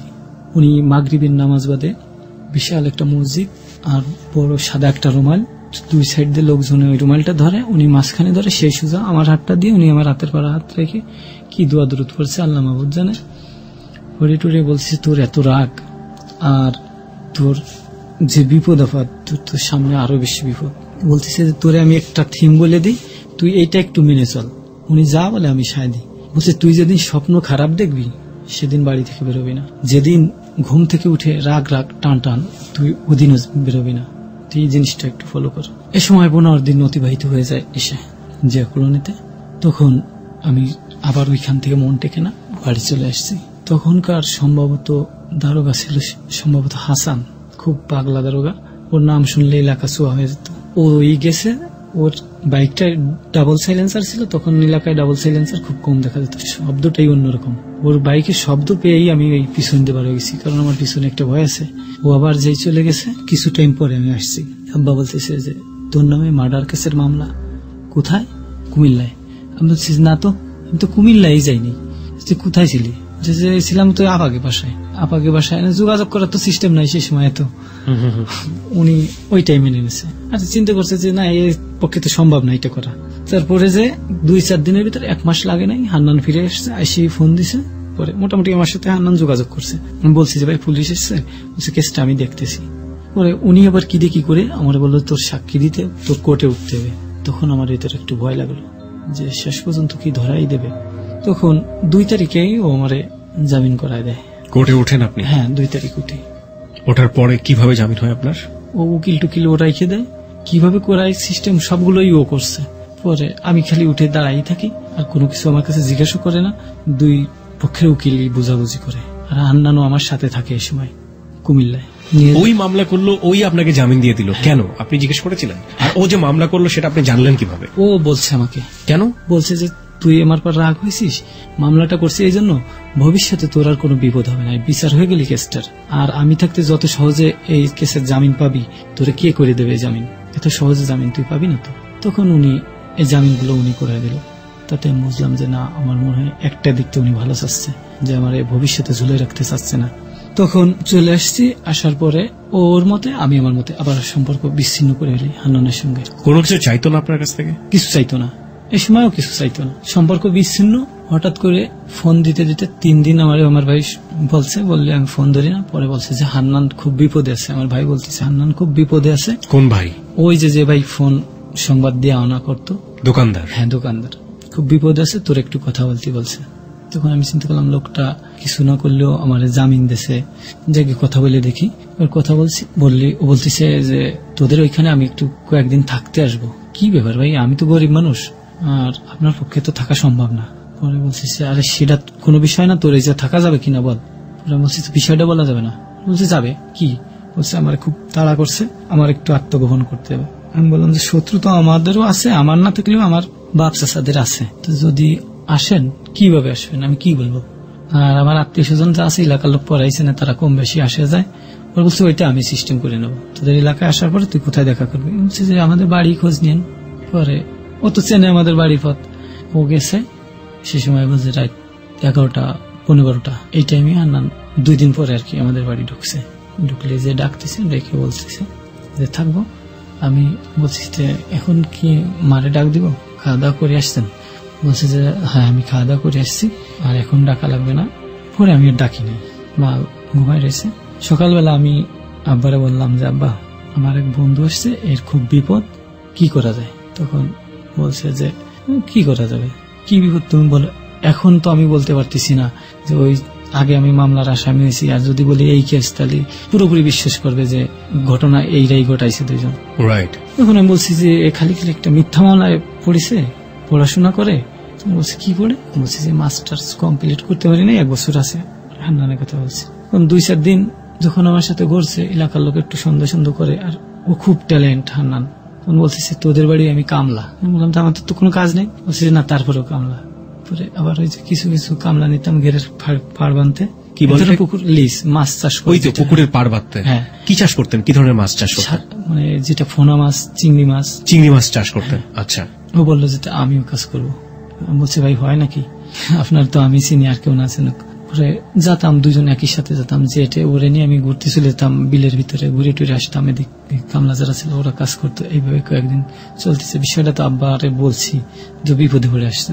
তখন ওর কাছে আমি আস্তে আস্তে একটু টাচ দিই, ভাই কি ব্যাপার আপনার নামে মামলা, কিন্তু ও আমার কাছে কিছু স্বীকার যায় না, কিচ্ছু বলতো না। তখন আমি একদিন রাত্রে আমার ভিতরটা কৌতূহল জাগছে যে কি ব্যাপার। একটা ব্যাগ, একটু ওই ব্যাগটা আমি খুলছি, খোলার পরে দেখি যে অনেকগুলো টাকা। আমি বললাম জানান ভাই কতগুলো টাকা এখানে? বলছে 6 লাখ। কত সালে? এইটা হলো আপনার 4 অথবা 5, 2004-5 সালে। ওকে। তো ও বলছে দেখছিস? আমি বলছি হ্যাঁ দেখছি। বলছে 6 লক্ষ টাকা। পরে বলছে যে লাগলি তুই এখান থেকে নিয়ে খরচ করিস, আর দরকার বাজার ঘাট করলেও করতে পারিস, আমি তোদের বাড়ি আসি। বলছে যে আমাদের আল্লাহর রহমতে যা আছে, তোমার মতো অত ভালোভাবে না চলতে বলে যেটুক পারি সেইটুক চলি। পরে বলছে যে শোন, টাকা কামাই করা কোনো ব্যাপার না। উনি আমার বলতেছে যদি খালি একটু নিশানা ঘুরাই দেওয়া হয়। তখন আমি বলছি কিভাবে? আমার আসলে টাকা পয়সার পর ওই সময় তত লোভ না, এখনো আমার টাকা পয়সার পর তত লোভ না। পরে বলতেছে যে আমার যে কাজ বাজ আছে এইগুলো যদি তুই দেখাশোনা করিস, তাই তোর মাসে 1000 টাকা আসবে। আমি বলছি ভাই পড়াশোনাটা একটু শেষ করি। আর ও যখন আমার কাছে থাকে তখন দেখা যায় যে 1 মিনিট 2 মিনিট পর পর ফোন আসে। কিছুদিন পরে ও বলতেছে আমি চলে যাবো, আমার জামিন হয়ে গেছে। আমার জামিন হয়ে গেছে? হ্যাঁ। আমি বলছি ভাই কি কেস, এটা বললেন না তো? বলছি ভাই এটা তুমি বুঝবা না, তোমার এখানে এসে আত্মগোপন করলাম, তোমাকে ধন্যবাদ। তুমি ফোন একটা কিনে দেবো নাকি? আমি বলছি না ফোন লাগবে না। বলছি তুমি ওখানে একটু খোঁজ নিও, মাঝে মাঝে তুমি একটু ফোন দিও, আমি তোমার ফোন দেবো কেটে দিয়ে। ওরা বলছি যে না ভাই আমার আর এইসব ভাল লাগে না, আমি কেউ সাথে যোগাযোগ রাখতে চাই না। পরে বলছে ঠিক আছে তুমি ছোট ভাই, তুমি বেড়াতে তো যেতে পারো বড় ভাইয়ের বাসায়। কিন্তু ও বলে বেড়ানোর কথা, ঠিকানা দেয় না কখনো। মানে ওর বাসার ঠিকানাও কখনো দিত না? না, বাসার ঠিকানাটা গোপন রাখতো আমার থেকে। তারপরে হান্নান চলে গেল। চলে যাওয়ার পরে এদিকে কিছুদিন পরে হান্নান ফোন দিছে, তুই কোথায়? বাড়ি। বেড়াতে আসবি নাকি ঢাকায়? আসলে আমার এই ঢাকায় আসতে বলতে এখানে রাখতো। বলছে না আমি বেড়াতে টেড়াতে যাবো না। বলছে কেন আসবি না? বলছে না ভাই আমার ভালো লাগে না। তারপরে যে এর পিছনে একটু হয়ে গেছে, আমার একটা চাচাতো ভাই চাকরি করে, ওর সঙ্গে হান্নানের বেশ কথাবার্তা হয়। তখন ছুটিতে বাড়ি থাকে, বেশ কথাবার্তা হয়। খুব একটা পরিচিত, দুজনের ভিতর দুজন লাভ করে। তো হঠাৎ ওই বাড়ি আসার কিছুদিন হান্নান যখন আমার কাছ থেকে চলে আসলো, কিছুদিন পরে আমার ওই স্বাস্থ্য ভাই, ওর আবার 2 মাসের ছুটি ছিল, ছুটি শেষ করে এখানে চলে আসছে। চলে আসার পরে এর ভিতর দিয়ে আমার ভাই একটা ফোন কিনছিল, সেটা হচ্ছে যে 1100 মডেলের একটা সেট ছিল, ওইটা আমি ব্যবহার করতাম, বাড়ি দিচ্ছিল ওইটা আসার জন্য, সেটা আমি ব্যবহার করতাম। তারপর ওই ফোনটা আমি হান্নানরে আর নাম্বার দিয়ে নাই, যে ওর নাম্বার দিয়ে যাবে না, ওইটা দিয়ে বিরক্ত করুক। আমি তখন ওই ফোনটা হাতে পেয়ে যে ওই দোকানদারে বলে আসলাম যে আমার এই নাম্বারটা বসে হান্নানরে দিয়ে, দরকার নেই, আপনার সাথে যোগাযোগ করে যা করে আমি এখানে এসে বলবো কথা। যাওয়ার পরে 2 মাস পরে ছুটি কেটে গেছে, 2 মাস পরে আমার একদিন ফোন দিছে যে ঘটনা জানিস তুই কিছু? বলে না, আমি তো কিছু জানি না। কোসে ক্যা, তোকে বাড়ি যে ছেলে ছিল হান্নান, এই সম্বন্ধে কিছু জানিস? বলে না। এর থেকে পরিচয় শুরুটা হচ্ছে সাতক্ষীরা থেকে, শেষটা আমাদের এইখান থেকে, আর মাঝে কিছু হয়ে গেছে। পরে বলতেছে এ তো ক্রস ফায়ার হয়ে গেছে জানিস। তখন আমি একটু চমকে উঠলাম যে বলে কি, লোকটা এত ভালো, এর ভিতরে এত কিছু রয়েছে, এগুলা জানি না, প্রকাশ পাই নাই। ওই ক্রস ফায়ার অর্ডারের কথা বলে 3 দিনের দিন আবার ফোন দিয়েছে, 3-4 দিনের দিন। কে ফোন দিয়েছে? আপনার ভাই? হ্যাঁ, ওই ফোন দিয়েছে, বলতেছে যে হান্নান রে মেরে ফেলছে যৌথ বাহিনী, এরকম বললো। তখন আমার ভিতর থেকে একটা দীর্ঘশ্বাস বের হলো। তখন মনে হলো আমার চতুর্থ সাইডে পাতলা পাতলা মনে হলো। এর আগে কেমন একটা ভার থাকতো। ভার থাকতো কেন? এইটাও আমি বলতে পারি না। আমার মনে হতো যে ও যেন কি আর একটা জিনিস আমার বলে, এরকম মনে। মানে হান্নান আপনাকে কোন একটা দায়িত্ব দেয়, হ্যাঁ, এবং যেটা না করলে আপনি ফেসে যাবেন, এরকম কোনো কিছু মনে হতো? এরকম কিছু মনে করতাম, কিন্তু আমি তখন এতটা বুঝতাম না যে। এই যে আপনি হান্নানকে আপনার বাড়িতে জায়গা দিলেন, এটাও কি আপনি মনের জায়গা থেকে দিয়েছিলেন, লাইক মনের ইচ্ছা তো দিয়েছিলেন, নাকি ভয় ভয়ে দিয়েছিলেন যদি না দেয় তাহলে একটা বিপদ পড়ে? ভয় দিনে, ওইটা আমি চিন্তা করছি ও আমার এরকম একটা কাজ করে দিল, আমি ভুলই করি যাতে করে একটা দুর্ঘটনা ঘটাইছি, এত বড় উপকার করলো, এই জন্য আমি ওর জায়গা দিয়েছিলাম যে আমি ওর একটু উপকার করি। হান্নান আসলে আপনাকে উপকার করেছিল তার নিজের স্বার্থের জন্য, সেটা তো শেষ পর্যন্ত বুঝেছেন, কারণ আপনার মতো একটা সেফ জায়গাটা তার দরকার ছিল। কে এই হান্নান, কি তার ব্যাপার, সেগুলো আমরা কিছুই জানি না ওর পার্সপেক্টিভের জায়গাটা থেকে, কিন্তু ও যতটুকু শুনেছে, যতটুকু জেনেছে, ততটুকু বলেছে। কিন্তু মজার বিষয় হচ্ছে এটা একটা পুরোপুরি মিস্ট্রি থেকে গেল এখন পর্যন্ত, যে হু ইজ হি। যে আপনার ভাই আপনাকে ফোন দিয়ে বলছিল যে সে ক্রস ফায়ারে মারা গেছে, তারপর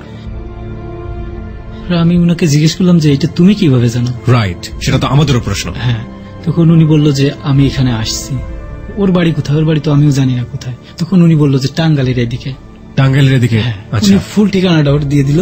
ও খুব সম্পদের মালিক এবং অবৈধভাবে ওর সম্পদশালী হয়েছে। তখন বলছে যে তুমি চেনো না এর কি জিনিস, তুমি অল্পতে বেঁচে হয়েছো। পরে আমি একদিন এই যে ধুনে, হয়তোবা ধুনে এলাকা নয়তোবা কি যেন ওইটাকে বলে, ওইখানে আসি আর একটা লোকের কাছে। তো ওইখানে সভা হচ্ছে, আমি ওর পাশে গিয়ে দাঁড়াইছি। দাঁড়ানোর পরে হঠাৎ কি বলতেছে কি না বলতেছে, দাঁড়ানোর পরে ধুমকি দিয়ে বলছে তুমি যে মার্ডার করো, তুমি যে খুন করো, কার হুকুমি করো, তুমি কি একটা জীবন দিতে পারবা? তুমি তার বাসার পিছনে গিয়ে দেখো যে তার বাপ মা কিভাবে কান্নাকাটি করতেছে, কিভাবে তোমাকে অভিশাপ করতেছে। তখন আমার খুব খারাপ লাগলো। আপনি একটু থামবেন, আমি একটু পেছনে ফিরতে চাই। আপনি যে জায়গাটার কথা বলছিলেন এখানে, যে কোন একটা জায়গায় আপনি দাঁড়িয়ে আছেন, এই জায়গাটাতে আপনি আসলেন কিভাবে? ওইখানে তখন চাকরি করে আমার ভগ্নিপতি মেজজন। আচ্ছা, তো আমি উনার কাছেই আসি, আর আসার একদিন পরেই ওই সভাটা হয়। ওইখানে সভা মানে কি? ইসলামী সভা হচ্ছিল? ইসলামী জলসা? ইসলামী জলসা। তো আপনি ওখানে দাঁড়িয়ে আছেন এবং আপনি বলছিলেন যে আপনার ভাষ্যমতে কি হয়েছে, কোন এক হুজুর। কোন এক হুজুর, আমার মনে হলো যে উনি কোন বড় ধরনের হুজুর। আচ্ছা, উনি ধমকির সাথে বলতেছে এই ছেলে তুমি যে, মানে কথাটা আমাকে বলতেছে না, হয়তো বা এর আগে পরে কোনো কথা হয়েছে, এরকম কিছু কথা বললো। কথাটা আমার খুব হিট করলো। তখন রাত্রের বেলায় আমি রওনা দিলাম। আমি আমার গ্রামে ফিরে যাই, এলাকায় ফিরে যাওয়ার পরে তারপরের দিন আমি বলতেছি আবার আমার একটা ছিল কি, আমি যদি সেই ধরনের কোনো 2টা কাজ করে ফেলছি, পরে যে আমি একটা নিজের ভিতরে একটা চেঞ্জ আনছি। মাকে বললাম যে মা, মনে হয় তোমার হাতের শেষ খাওয়া। পরে আমি নিজেই আধা কেজি দুধের ব্যবস্থা করছি, কারণ আমি আবার সেই জায়গায় ফিরে যাবো, জানি না ওখানে মৃত্যুকে আমার আছে কিনা। তখন আমি বললাম যে তোমার হাতের দুধ ভাত খাবো। এগুলো আমি প্রকাশ করি না মার কাছে যে আমি ওই জায়গায় যাচ্ছি আর ফিরে আসি কিনা। কোন জায়গায় যাওয়ার প্ল্যান করেছেন? আমি সেই কালীগঞ্জ যাওয়ার প্ল্যান করছি, যেখানে আপনি খুনটা করেছেন, যেখানে শুরু জিতের বোনের যে রেপ করেছিল সেই ছেলেটি। সেই ছেলে এবং ক্ষমা চাইবেন বা এরকম কোনো কিছু কি? এরকম কিছু, ক্ষমা চাইবো। আচ্ছা, আমি ওই ছেলেদের বাড়ি চিনতাম, আমি সরাসরি ওইখানে, তখন মিষ্টি পাওয়া যেত 70 টাকা কেজি, 5-7 কেজি মিষ্টি কিনে ওইখান থেকে ভ্যানে করে গেছি সেই বাসায়। যাওয়ার পরে আমি সালাম টালাম দিছি, একটা লোক সঙ্গে দেখাইছি, সালাম দিছি, পরে বলছে যে এবার মুরব্বী কই, বলছে ভিতরে। আমি এবার জানতাম যে ওনার ওই ছেলেটার বাপ মাওলানা।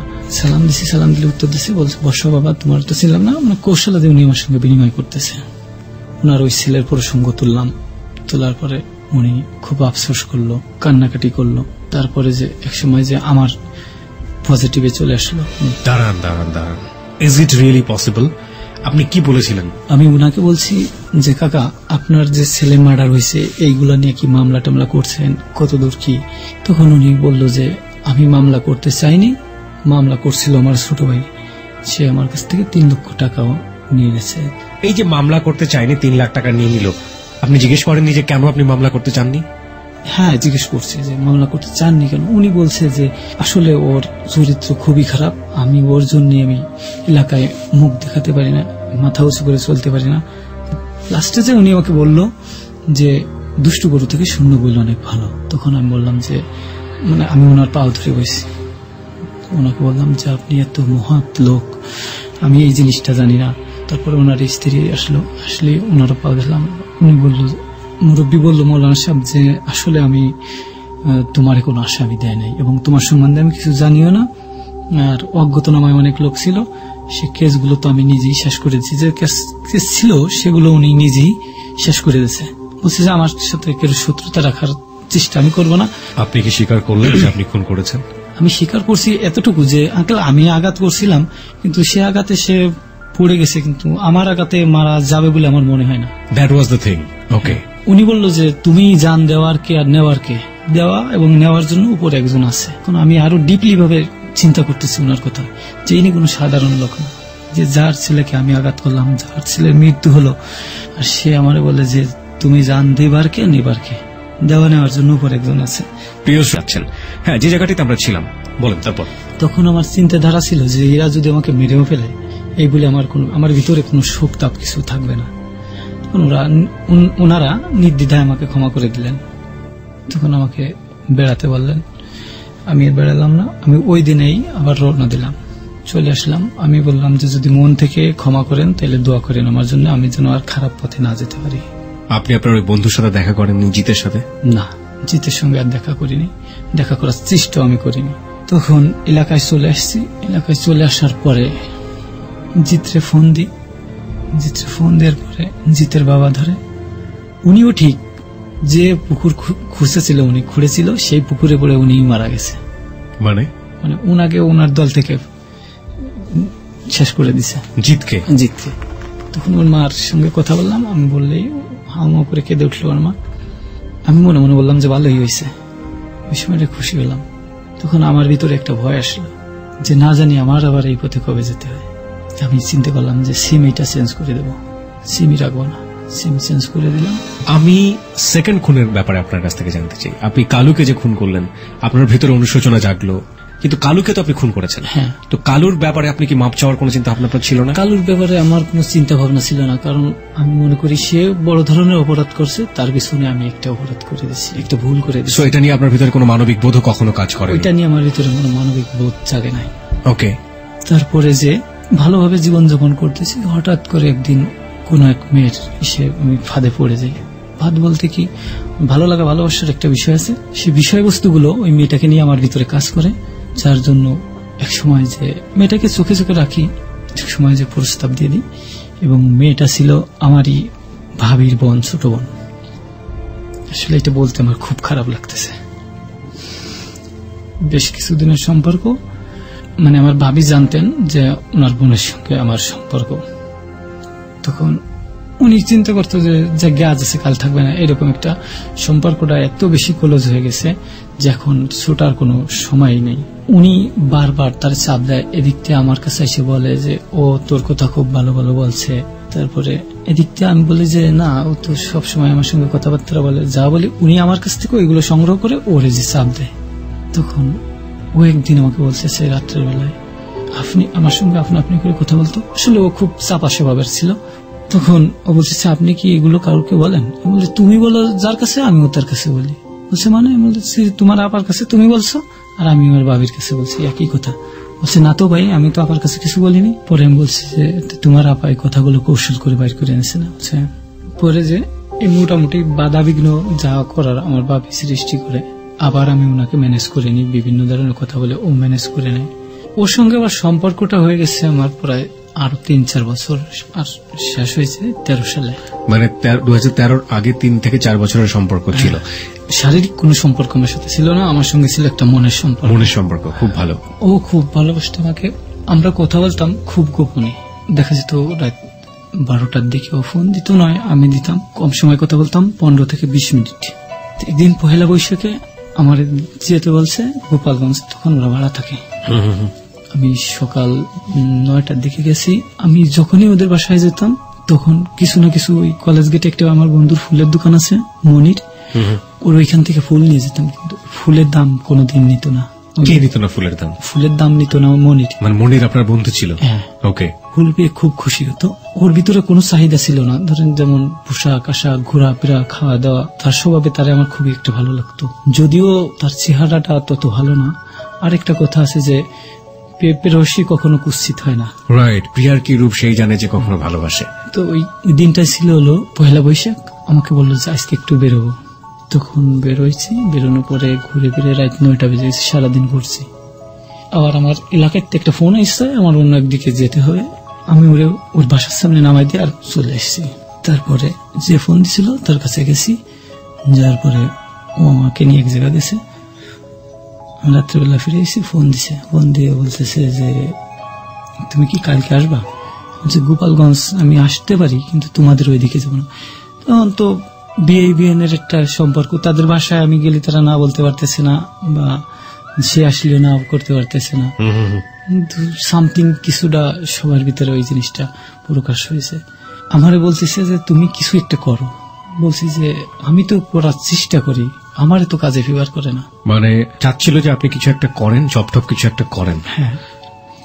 আর এদিক থেকে এমন একটা পরিবেশে আমি পড়ে গেছি, যেটা হচ্ছে আমার অনেক হাই লেভেলের বন্ধু বান্ধব আছে, যেরকম জেলার আছে, তারপরে আপনার ম্যাজিস্ট্রেট আছে, আমার বন্ধু বান্ধব। এগুলো আমি ছোট কিছু করতে পারছি না। এবং আমি যে কোনো একটা জায়গায় গেলে ওই এলাকাটায় দেখা যাবে যে 10-12 জন লোকে আমাকে চিনে ফেলছে, অনেক দূরে গেলেও। এই জন্য আমি ছোট কিছু করতে পারি না। আমি চেষ্টা করি বড় একটা করার, কপাল সেটা ফিভার করে না। আচ্ছা। ইতিমধ্যে একটা ছেলে আসছে ইটালি থেকে, ওরে দেখে নাকি পছন্দ হয়েছে। তখন আমি চিন্তা করলাম ছেলেটা ইটালি থেকে আসছে, ও ফোনে আমাকে জানালো ছেলেটা ইটালি থেকে আসছে, ওরে পছন্দ করছে। পছন্দ করার আর লোক পালো না, মানে নিজের ভিতরে একটা কৌতূহল আসছে। পরের দিন আবার ফোন দিছে, ছেলেটা তো খুব বিরক্ত করতেছে, আব্বাকে ধরছে, তুমি কি বলো? ওর নাম্বারটা আছে, তুমি দাও, আমি একটু দেখতেছি। নাম্বারটা দিছে, দিলে আমি ওরে ইনভাইট করলাম কলেজের সামনে, ভাই আপনি আসেন। ওর বাড়ি এবার 10-12 কিলোমিটার দূরে গোপালগঞ্জ শহর থেকে। তখন ও আসলো, আসার পরে ওকে আমি বিষয়টা বুঝাই বললাম। তখন বললো যে ছোট ভাই আমি তো জানি না। ঠিক আছে, তুমি আমাকে ডেকে বলছো, তোমার কথায় আমি খুশি। গাড়িতে তুলে দিছি ওনার, উনি চলে গেছে। কিছুদিন পরে 10-15 দিন পরে বলতেছে ফার্স্ট ইয়ারের ছেলেবেলে ভর্তি হয়েছে, একটা ছেলে আমাকে ডিস্টার্ব করতেছে। মানে ওর কলেজে? হ্যাঁ। ওকে। তখন আমি বললাম যে তোমাকে ডিস্টার্ব করছে, কোন ধরনের ডিস্টার্ব, কি চাইছে ছেলেটা, তুমি আগে ওইটা জানো। তখন ও বললো যে সে আমার সঙ্গে সম্পর্ক করতেছে। তুমি বলো যে আমি এক জায়গায় ইনভলভ আছি। তখন ও বলছে যে তাকে বলছি, সে সেটা মানতেছে না। তখন আমি বললাম যে মানতেছে না, ওর নাম্বারটা আমাকে দাও। আবার একটা বিষয় কি, যে ওরে নিয়ে যদি কেউ কিছু বলে আমি তারে বোঝাই, যদি তারপরে সে না বোঝে তাহলে আমি তার সাইড করে দেওয়ার চেষ্টা করি। সাইড করে দেওয়া মানে এটা হচ্ছে কি মারধর করা? হ্যাঁ। ওকে। যে যেভাবে বোঝে তার সেইভাবে বোঝানোর চেষ্টা করি আমি। তখন ও বললো যে তোমাকে নাম্বার দেওয়া যাবে না, আমি আর একটু বোঝাই। পরের দিন কলেজ থেকে ওর নোটবুকটা নিয়ে, ওর নোটবুকের নাম্বার, মানে আমার সেই লাভারের নোটবুকে ওনার নাম্বারটা বসিয়ে দিয়েছে, যে তুমি যদি ফোন না দাও তাহলে কালকে থেকে আসলে সমস্যা আছে, সামথিং চাপও দিচ্ছে তারে। কার নাম্বারে বসিয়ে দিয়েছে ঠিক বুঝলাম না। মানে আমার লাভারের নোটবুকে ওই ছেলেটার নাম্বার দিয়ে দিয়েছে। তখন ও কি চিন্তা করে রাত্রেবেলা আমাকে ফোন দিছে যে ভাইয়া আমি চাচ্ছিলাম তাকে বুঝাতে, সে বুঝতেছে না, সে আজকে নাম্বার দিয়েছে, তাকে আমার অবশ্যই ফোন দিতে হবে বলছি তুমি ফোন দাও যে কালকে তোর বাবা যাচ্ছে কলেজে। তখন ও বললো যে না, আপনার উল্টো পাল্টা কিছু করার দরকার নাই, আমি আর একবার বুঝাই। আমি বলছি না, এই বুঝানোটা আমি বুঝাই। তখন বলছে ঠিক আছে, আপনি কালকে কলেজে আসেন, সরাসরি আমার সামনে বসে কথা বলবেন। তিনি বলছে আচ্ছা ঠিক আছে। কলেজে এসে আমাকে নাম্বার দিচ্ছে, আমি ফোন দিয়ে ওই ছেলেটাকে আনছি, আনার পর কথা বলতেছি কেমন আছে, কৌশলাদি বিনিময় করছি। যে দেখলাম পরিচয় নিয়ে দেখলাম আমার জুনিয়র, সে তুমি আমি করে বলতেছি। বললাম যে ছোট ভাই, তোমার একটা কথা বলি, তুমি তো এই কলেজে নতুন, তুমি একটু এদিক ওদিক তাকায় দেখো, তোমার আশেপাশে অনেক ছেলেপেলে আছে, তুমি মানে মেয়ে যুবত আছে, তুমি হ্যান্ডসাম, চেহারা ছবি ভালো, সব দিক থেকে ঠিক আছে, তুমি একটু কষ্ট করে তুমি বলো কোন মেয়েটা তোমার পছন্দ হয়েছে, যেভাবে হোক আমি তোমার সাথে সম্পর্ক করে দেবো। ওর সারা রাত রামায়ণ শুনে সকালবেলা সীতাকার বাপ ওইটাই নেবে, মানে আপনার গার্লফ্রেন্ড। হ্যাঁ। তখন আমি বলছি যে তুমি শুধু শুধু গরম পানিতে নামছো কেন, তুমি কি জানো ওর এক জায়গায় সম্পর্ক আছে? ও বলছে যে সেটা আমার বিষয় না, যে সম্পর্ক থাক আর না থাক ওটা আমি জানতে চাই না, তবে ওরে আমি ভালোবাসি। আমি বলছি ঠিক আছে তুমি বাসো, তাতে আমার আপত্তি নেই, কিন্তু তুমি ডিস্টার্ব করে না। তখন আমার বলছে বেটা তোর বাপের কি? তখন আমার ভিতরে একটু হিট হয়েছে। তখন আমি চিন্তা করলাম আমাকে চেনে না। তখন আমি বলছি যে আমার বাপের কিছু না, ও আমার। বলতেছে যে তোর। বলছি শোনো, আমি তোমার পরিচয় দিই, ওরে যে ভালোবাসে সে ওর জন্য মরতেও পারে, 5টা মারতেও পারে। ও বলতেছে যে আমিও মারতেও পারি মরতেও পারি। তখন আমার পাশে একটা ইসের চেয়ার ছিল প্লাস্টিকের টুল, ওই টুল ধরে দিচ্ছি ওকে পিটানো মাথায়। তখন পড়ে গেছে। কাউন্টারে আবার এসে আমার ধরে বসে, ওই কাউন্টারের ভিতরে নেই, আমি যারা ধরি কাউন্টারের ভিতরে নেই ধরে বসার পরে বলছে ভাই আপনারা চেনে না, এই জন্যই ও এত কথা বলছে, যদি চিনতো তখন তোর বলতো না। আমি তো চেনার মতো কোনো পার্সন না। পরে বলছে না আপনারা আমরা চিনি। পরে বলতেছে যে ওই ছেলেরা বলতেছে তুমি এখান থেকে চলে যাও, তোমরা কলেজে আসো কিসের জন্য, তোমাদের তো লেখাপড়ার জন্য বাপ মা পাঠায়, তোমরা এই সমস্ত করো কিসের জন্য। চলে গেছে। আমার বললো যে তোরে দেখাবো, উনি চলে গেল। এইভাবে একদিন ওদের পাশে আর একটা বাসা ছিল, ওই বাসায় 2-3টা মেয়ে ছিল। তখন আমার মেজো ভাই মানে ওর ভগ্নিপতি জেলে, তখন ওই হাসি সাপের যে 3টা মেয়ে, ওই 3টা ওদের সঙ্গে খুব একটা সম্পর্ক থাকলে তখন আজিদের বারান্দা একদিন যে বসলি, বসাটা একটু রোমান্টিক হয়ে গেছে। ওই বসাটা যে রোমান্টিক হয়ে গেছে আমিও বুঝতে পারিনি, ও বুঝতে পারিনি। ওর একটা হাত আমার এইভাবে ধরা, তখন ওই হাজি সাহেবের একটা মেজো মেয়েটা ওই ছবি তুলছে। আপনাদের ছবি? হ্যাঁ। তোলার পর 3 কপি ছবি তুলছে। কোনো কারণে পাশাপাশি হাড়ি থাকলে তো ঠুন লাগবেই, হয়তো আমার তাও সাহেবের আর হাজি সাহেবের কোনো বিষয়ে একটু খটকা বাচ্ছে, দ্বন্দ্ব বাচ্ছে। ওই ছবিগুলো ফ্ল্যাশ করছে, বলছে তোমার মেয়ের চরিত্র কেমন আমরা জানি। তখন রাগে হোক অনুরাগে হোক যে ওর একটা পিটানো দিছে, তাই সাহেব পিটানো দিলে ও রুমের ভিতরে ঢুকে দরজা লক করে দিয়েছে। তখন খুব চিন্তার ভিতর পড়ে গেছে লোকজন যে না জানি কি করে। আমার ভাবি এই মুহূর্তে আমার ফোন দিয়ে বলতেছে, একটা গালি দিচ্ছে আমাকে, দিয়ে বলতেছে তুই এগুলো করছিস, যদি আমার মনের কিছু হয় তাহলে কিন্তু তোরে ছাড়বো না। তখন আমি বলছি তোমরা আমারে কি ধরবা, আমি তো তোমাকে করে ছাড়বো না, আমি সেই পূর্বের জগতে ফিরে যাবো। উনি বলতেছে কি পূর্বের জগতে ফিরে যাবি? আমি চিন্তা করলাম যে আমার তো সেন্সলেস হয়ে গেছে। আমি বলছি না কিছু বলি নাই। পরে ওনারা যে কোনো ভাবে ওকে বের করছে, বের করার পরে ওনাকে এটা আমার ভাবি বললো, আমি তার কাছে আর পরে শোনার মতো কোনো পরিবেশ সৃষ্টি হয় নাই। তো বললো যে ওনাকে ঘুমের ওষুধ খেয়েছে। তখন আমার খুব খারাপ লাগলো। মাঠে আমি বসে রয়েছি, বসে থাকার পরে ইতিভিতের ফোন আইছে। ফোন আসলে আমাকে বলতেছে কালকে একটু কলেজে আসো। ওর বান্ধবী বলছে কি যেন নাম। পরে কলেজে গেছি, কলেজে গেলি বলছে ভাই ভালো আছেন, আমার একটা বলদ বানালো ওর বান্ধবী। তারপরে যে এবার কলেজ থেকে ফিরছি, ওই দিন প্রচন্ড বৃষ্টির ভিতর দিয়ে পুকুর ঘাটে বসা, শার্টটা বৃষ্টির ভিতর বসে ভিজতে ভালো লাগতেছে। হঠাৎ করে আমার কেন যেন মনে হচ্ছে যে কোথায় যেন কি আমার হারিয়ে যাচ্ছে, এরকম তার ভিতরে ফাঁকা ফাঁকা ফাঁকা ফাঁকা মনে হচ্ছে। তখন এর ভিতরে আবার 2 থেকে 3 দিন ওর সাথে যোগাযোগ নেই। ওই আমার যে ভাবি উনি বিচ্ছিন্ন করে দিয়েছে।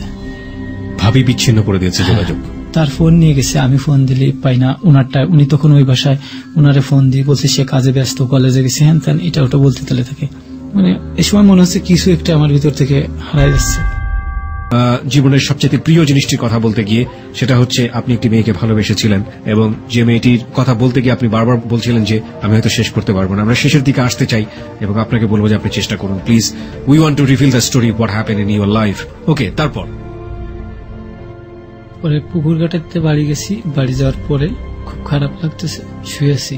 এর ভিতরে হঠাৎ করে মনে হলো একটা ফোন দিয়ে ওকে পাইনি। তখন ভাবিরে বললাম যে ও কোথায়। ভাবি তখন ওই বাসায় থাকে। ভাইয়ার যে জেলখানা আছে কাছাকাছি, হাঁটে 5 মিনিট লাগে হেঁটে গেলে। তো বলতেছে ও বাসায় নেই, ও খুলনায় ওদের মামার বাসা। খুলনা সব কয়টা নাম্বার আমার কাছে আছে। তো আমি ফোন দিলাম, বলছে না ওইখানে আসেনি। তখন আমার ভিতরে একটু কৌতূহল জাগলো যে গেল কোথায়। তখন আমার মন থেকে শুয়ে গেছে যে ও হয়তো আর গ্রামের বাড়ি গেছে, চাচার বাড়ি। আমি ওর চাচার বাড়ি, আমাদের ওইখান থেকে শর্ট একটা রাস্তা আছে, ওইখান থেকে গেলে 20-25 মিনিট সময় লাগে। তখন ওই বৃষ্টির ভিতর দিয়ে আবার রওনা করছি। প্রচন্ড বৃষ্টি হচ্ছে। ওর কাকি আমাকে দেখে বলতেছে কি রে বনি কেমন আছো? বললাম ভালো আছি। তারপরে আমার নজর রয়েছে যে ও এখানে আছে কিনা। সব 4-5টা ঘর, প্রত্যেক ঘরের দৌড়ে আমি একবার গেছি যে আমি জানি যে ও আমার কণ্ঠ পেলে বাইরে আসবে। পরে বললাম যে না, এইখানে একটা ব্রিজের কাজ আছে, ওই কাজটা একটু দেখতে আসলাম। মোটামুটি একটা বোল টোল বুঝে বের হয়ে চলে আসতেছি। এই মতো অবস্থায় ওর চাচি, উনি কি সেজ চাচি নাকি, উনি আমাকে ডাক দিছে, এই ওর তো বিয়ে ঠিক, তুমি জানো? তুমি গেছিলে? আংটি ফুরাই গেছে না তো। তখন আমি বললাম যে দেখি আমি পরে দেখবানি বলে আমি সেরে আসলাম। ওই জিনিসটা ভাবতেছি আর ভিতরে কাজ করতেছে, ভিতরে হিট হচ্ছে। এক সময় যে আমার গার শার্ট টাইনি ছিঁড়ে ফেললাম। এর ভিতরে এত রাগ ওঠার কারণ হচ্ছে যোগাযোগ বিচ্ছিন্ন। তখন চিন্তা করলাম বিষয় সত্যি হলে হতে পারে। আমি পূর্বে যে ছিল ওইগুলো মিলাচ্ছি। অমুক দিন ফোন দিছি, ভাবি ধরছে বিজি, বাসায় লোকজন, আব্বার ব্যাজের লোক আছে, ওনার বাবা পুলিশের চাকরি করে। এই সমস্ত সবগুলো আমি যোগ বিয়োগ করতেছি। তারপর আর একজনের ফোন দিলাম, ওই বাসায় থাকে দারোগার।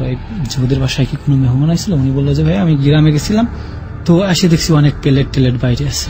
দারোগার ওই বলতেছে একই বাসায় আমরা যেখানে ভাড়া থাকে। তখন বললাম যে আংটি ফুরাইছে, বলে যে আমি হাতটা ফলো করিনি। কিন্তু আসলে উনি জানতো মনে হয়, আমার কাছে গোপন করছে, কিছু বলে নাই আমাকে। তখন বিয়ের একদিন আগে আমাকে রাত্রেবেলায় ফোন দিছে। ফোন দিয়ে বলতেছে যে আমার তরফ থেকে আপনাকে প্রথম দাওয়াত করলাম, আপনি অবশ্যই আসবেন। কে বলেছে এটা? মানে আপনার প্রেমিকা? হ্যাঁ, বলতেছে অবশ্যই আসবেন। তখন আমি এসে দিয়ে বলতেছি যে আমি কি একাই আসবো না সাথে 20-এর বোতল নিয়ে আসবো? তখন বলছে 20 খাবেন কেন? কোন ধরনের কথা যে তোমার বিয়েতে আমি আসবো অবশ্যই, তুমি কি ফান করো? বলছে না সিরিয়াসলি। তখন এর পিছনে আবার একটু ঘটনা ঘটে গেছে যে ওদের বাসা থেকে আমাদের বাসায় দাঁত পৌঁছে দিয়েছে, যেটা আমাদের বাসা থেকে গোপন করতেছে আমার কাছে। জানে যে একটু ঝামেলা হলেও হতে পারে। তারপরে আমি এদিক ওদিক টাচ নিয়ে জানতে পারলাম যে না আসলে এই বিয়ে। তখন ভিতরটা মানে এতটা আঘাত প্রাপ্ত হয়ে গেল, ভেঙে চলে যাচ্ছে।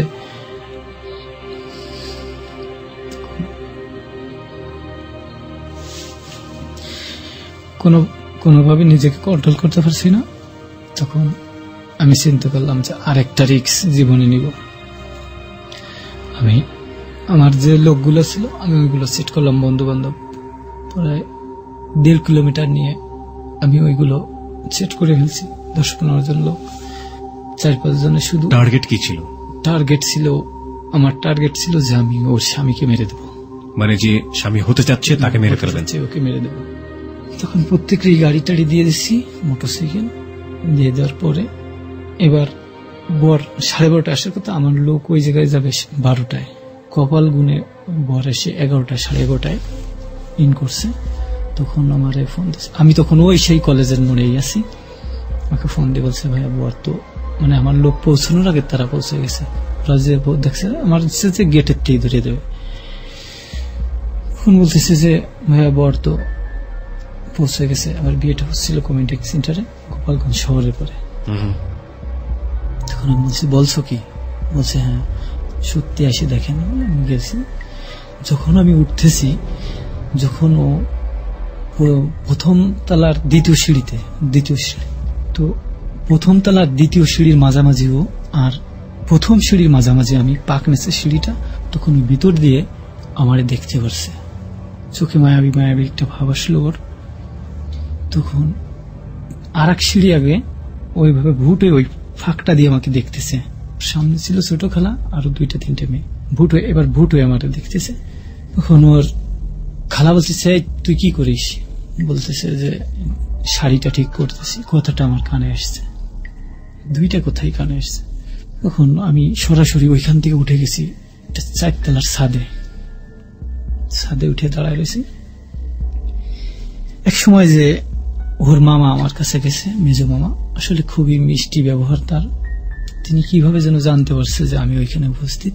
উনি ওই ছাদতলায় যেই আমার হাত ধরে বসছে ছাদে, যে উনি তুমি কখন আসছো, তোমাকে খুঁজতেছি, কেমন আছো, কৌশলাদি বিনিময় করছে। বলছে যে ভালো আছি, বলছে তুমি নিচে আসো। পরে ওর আব্বা বলছে যে বেটা তুমি কোন সময় আসছো, তুমি এই কাজগুলো দেখে শুনে করো, কারণ আমার তো বড় ছেলে নাই, তোমার বড় ভাইটা জেলে, মানে ওনার জামের কথা বলছে। বলছে কাজ করার অনেক লোক আছে, আমি কাজের জন্য আসি নাই, যে কাজে আইছিলাম আমার কাজ হয় নাই, মুখের উপর বলেছে। হ্যাঁ এইভাবে বলতেছি। পরে মেয়ের ছোট খালা বলতেছে যে ওইখান থেকে, বরের ওইখান থেকে ট্রলিটা একটু এখানে এনে দাও। আমি বলছি এখানে অনেক লোক আছে, তারা এনে দেখে। হঠাৎ করে আমার ভিতরে আর একটা কৌতূহল জাগলো যে আমি একটু দেখে আসি বরের চেহারাটা। তা ছেলেটার একটু বয়স বেশি, কারণ ওকে তো আমি চিনি যে ও কতটা বয়স হলে ওর জন্য পারফেক্ট হতো, তার থেকে আসলে অনেকটা বেশি। তখন আমি চলে আসতেছি, এই মতো অবস্থায় আমার খাওয়ানোর জন্য অনেকটা চেষ্টা করলো, পারে নাই। নেমে এসে আমি চিন্তা করলাম শেষ সিনটা একটু দেখে যাই, দেখি এখনো ও কি করে। যেখানে বরের গাড়িটা রাখছে ওইখান থেকে একটু সামনে এগিয়ে একটা পার্টস পাতির দোকান, ওই দোকানে বসা, দোকানের ওইখানে দাঁড়ানো। দোকানদার একটা চেয়ার দিচ্ছে, আমার বইছি, বাইরের রোডের পরে একটা চেয়ার দিচ্ছে, আমি ওইখানে বইছি। ইতিমধ্যে অবস্থায় ওই দারোগার ফ্যামিলি, শ্বশুর শাশুড়ি বউ, দারোগা নিজে আসছে। এসে দারোগার বউ যথেষ্ট সান্ত্বনা দিচ্ছে, আমার বলছে ভাই আপনি এখান থেকে চলে যান। তখন বরের গাড়ির সামনে আমার দাঁড়ান দেখে চিন্তা করছে যে এত ছাড়া পাত্র না, মনে হয় একটা কিছু ঘটাবে। ওরা যে আমার চেক দিচ্ছে নাকি সান্ত্বনা দিচ্ছে কিছুটা, আসলে আমার ভালোবাসতো তারা। এবং সেই দারোগার শ্বশুর হয়েছে, যেটা আমি প্রমাণ পেলাম, উনি খানিকটা ক্ষিপ্ত হয়ে গেল মেয়ের বাপের পরে, যে হচ্ছেটা কি, কোন ছেলের সাথে বিয়ে দিচ্ছে, কয়েকটা বকাঝকাও দিল। তখন আমি বললাম যে চুপ করেন, আমি তোক দিয়ে স্বীকার করি, কিন্তু কষ্টটা আমার হচ্ছে যে কেন ও স্বীকার করে না যে আমার সাথে সম্পর্ক ছিল, কেন আমাকে চিনতে চায় না। আমি বর্তমানে হয়ে গেছি হুইজ দিস। মানে আপনি এক্সপেক্ট করতেছেন যে নীলার কাছ থেকে এক ধরনের রিয়াকশন আসবে, আপনার পক্ষে যায় সেটা বিয়ের আসরে, কিন্তু নীলা সেই ধরনের কোন রিয়াকশন দেখাচ্ছে না। হ্যাঁ, রিয়াকশনও দেখাচ্ছে না। আবার সে কেমন যেন আমাকে চেনে না। তাকে ফোন দেন, এখন সে বলবে যে হয়তোবা চিনি না, হয়তোবা যদি বলেন যে বনিকে, হয়তো ভাবতে পারে যে কে বলবে যে হ্যাঁ চিনি, ভাই ভাই এই ধরনের অ্যাভয়েড করে যাবে ব্যাপারটা। হ্যাঁ, যেভাবে সে যে কোনো একভাবে সে। ওকে ফাইন, বিয়ের আসরে কি হচ্ছিল সেটা জানি। তারপর বিয়ের আসর থেকে চলে আসলাম, এসে তোর দোকানে ওইখানে বসে আছি। বিয়ে শেষ করে ওকে যখন গাড়িতে নিয়ে যাচ্ছে, তখন আমি দাঁড়ানো, গাড়িটা আমার থেকে 10 গজ দূরে, ওকে বসালো যে পাশে, আমি ওই পাশেই দাঁড়ানো আছি। তো আমি ফলো করতেছি যে ও আমার দিকে তাকায় আছে, কিন্তু আমি একভাবেই ফলো করি না, আমি মাঝে মাঝে একটু তাকায় দেখি যে ওর দৃষ্টিভঙ্গিটা কি আসে। তো ও একইভাবে তাকায় আছে। যখন গাড়িটা সাই করে আমার ধার দিয়ে চলে গেল, তখন ওইটি কিছুটা দূর থাকতে মুখটা আর একদিক ঘুরে নিল। মানে এই সময় ওই যে পার্সপাতের দোকান, আমি একটা ধরি, কি ওইটা শেপ না কি যেন বলে, ওইটা ধরি। ধরে পরে ওই দারোগার ওয়াইফের নাম হচ্ছে সালমা আপা আমার বলছে ভাই মাথা খারাপ করেন না। এখন আস্তে আস্তে ওইখান থেকে চলে আসি। চলে আসার পরে রাত্রের বেলায় প্রায় 40-45টা জামা কাপড় উঠানের মাঝখানে, আমি যে উঠানের মাঝখানে ওইগুলা আগুন ধরায় দিই। 12টা-1টা বাজে আগুন ধরায় দিয়ে এই মতো অবস্থায় শীত আছে, ওই দিয়ে আমি সিগারেট জ্বালাচ্ছি।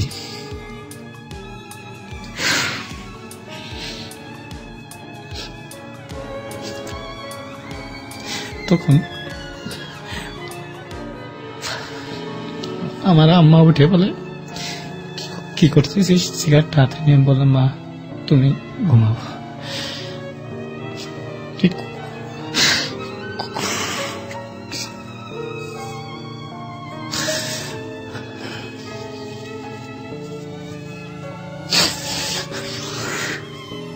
খুব কান্নাকাটি করলো, বলছে বেটা যেটা তোর কপালে নেই সেটা না ভাবিস না, আল্লাহ যা করে ভালোর জন্য করে, তো এটা বলে রাখ। আমি খুব কষ্ট পাই। একসময় আমার বড় ভাই কষ্ট সহ্য করতে না পেরে মাকে বলে যে মা ওর কষ্ট আমি মেনে নিতে পারছি না, ও ওরে বলো ওর থেকে ভালো দেখে মেয়ের সঙ্গে বিয়ে করাই দেবো। তখন 2 দিন আগে আমি একটা লাইসেন্স করা অস্ত্র নিয়ে আসি আমার বন্ধুর, উঠোনে দাঁড়াই ফায়ার করি, বলছি মা আমি আমার ভাইদের সামনে মাথা উঁচু করে কথা বলি না, আবার সবকিছু গাইড করি আমি। বলছি ও যদি আরেকটা কথা বলে আমি ওর কপালে মারবো, ঘিলু পিছন দিয়ে বের হয়ে যাবে। গালি দিছি যে ওর থামতে বলো। ভাই সেন্সলেস চলে গেছে। মা আমার পাশে শুয়ে আছে ওই একই রাত্রি। তো আমার তখন খুব সিগারেটের নেশা হচ্ছে। আমি সিগারেট খাই, বাসা থেকে জানে না, এমনকি মাঝে মাঝে হয়তো গন্ধ পায়, সামনে পড়ি নাই। তখন উনি চিন্তা করতেছে হয়তো একটা দুর্ঘটনা ঘটাবে, উনি আমার পাশে কম্বল মুড়ি দিয়ে শোয়া। তখন আমি টেবিলে একটা ডায়েরি নিয়ে লেখালেখি করছি, মাঝে ছবি আঁকতাম, আবার গিটার বাজায় গান শোনাতাম, মরে এরকম করতাম, অনেক ছবি আঁকছি। পরে যে ওই ছবি আঁকতেছি, মা আমি দেখি মা কি করে। মা কিছু সময় পরে পরে কম্বলটা ফেলায়, দেখে যে আমি কি করি। পরে আমি বলছি মা তুমি ওই দিক ফিরেছো, আমি বাইরের দিক একটু ঘুরে আসি। বলছি না কি করবি বল। আমি বললাম যে মা আমি একটা সিগারেট খেয়েছি। বলছে এখানে বসে খাও। তখন পুরো সেন্সলেস আমার। আমি বললাম তুমি কম্বল মুড়ি দিও, ওইদিক ফিরে শুয়ে থাকো। তখন আমি এই বাসে বসে সিগারেট জ্বালা দিচ্ছি। যা ওরা কোনোদিন জানেও না যে আমি সিগারেট খাই, মার সামনে আমি সিগারেট জ্বালাই দিচ্ছি।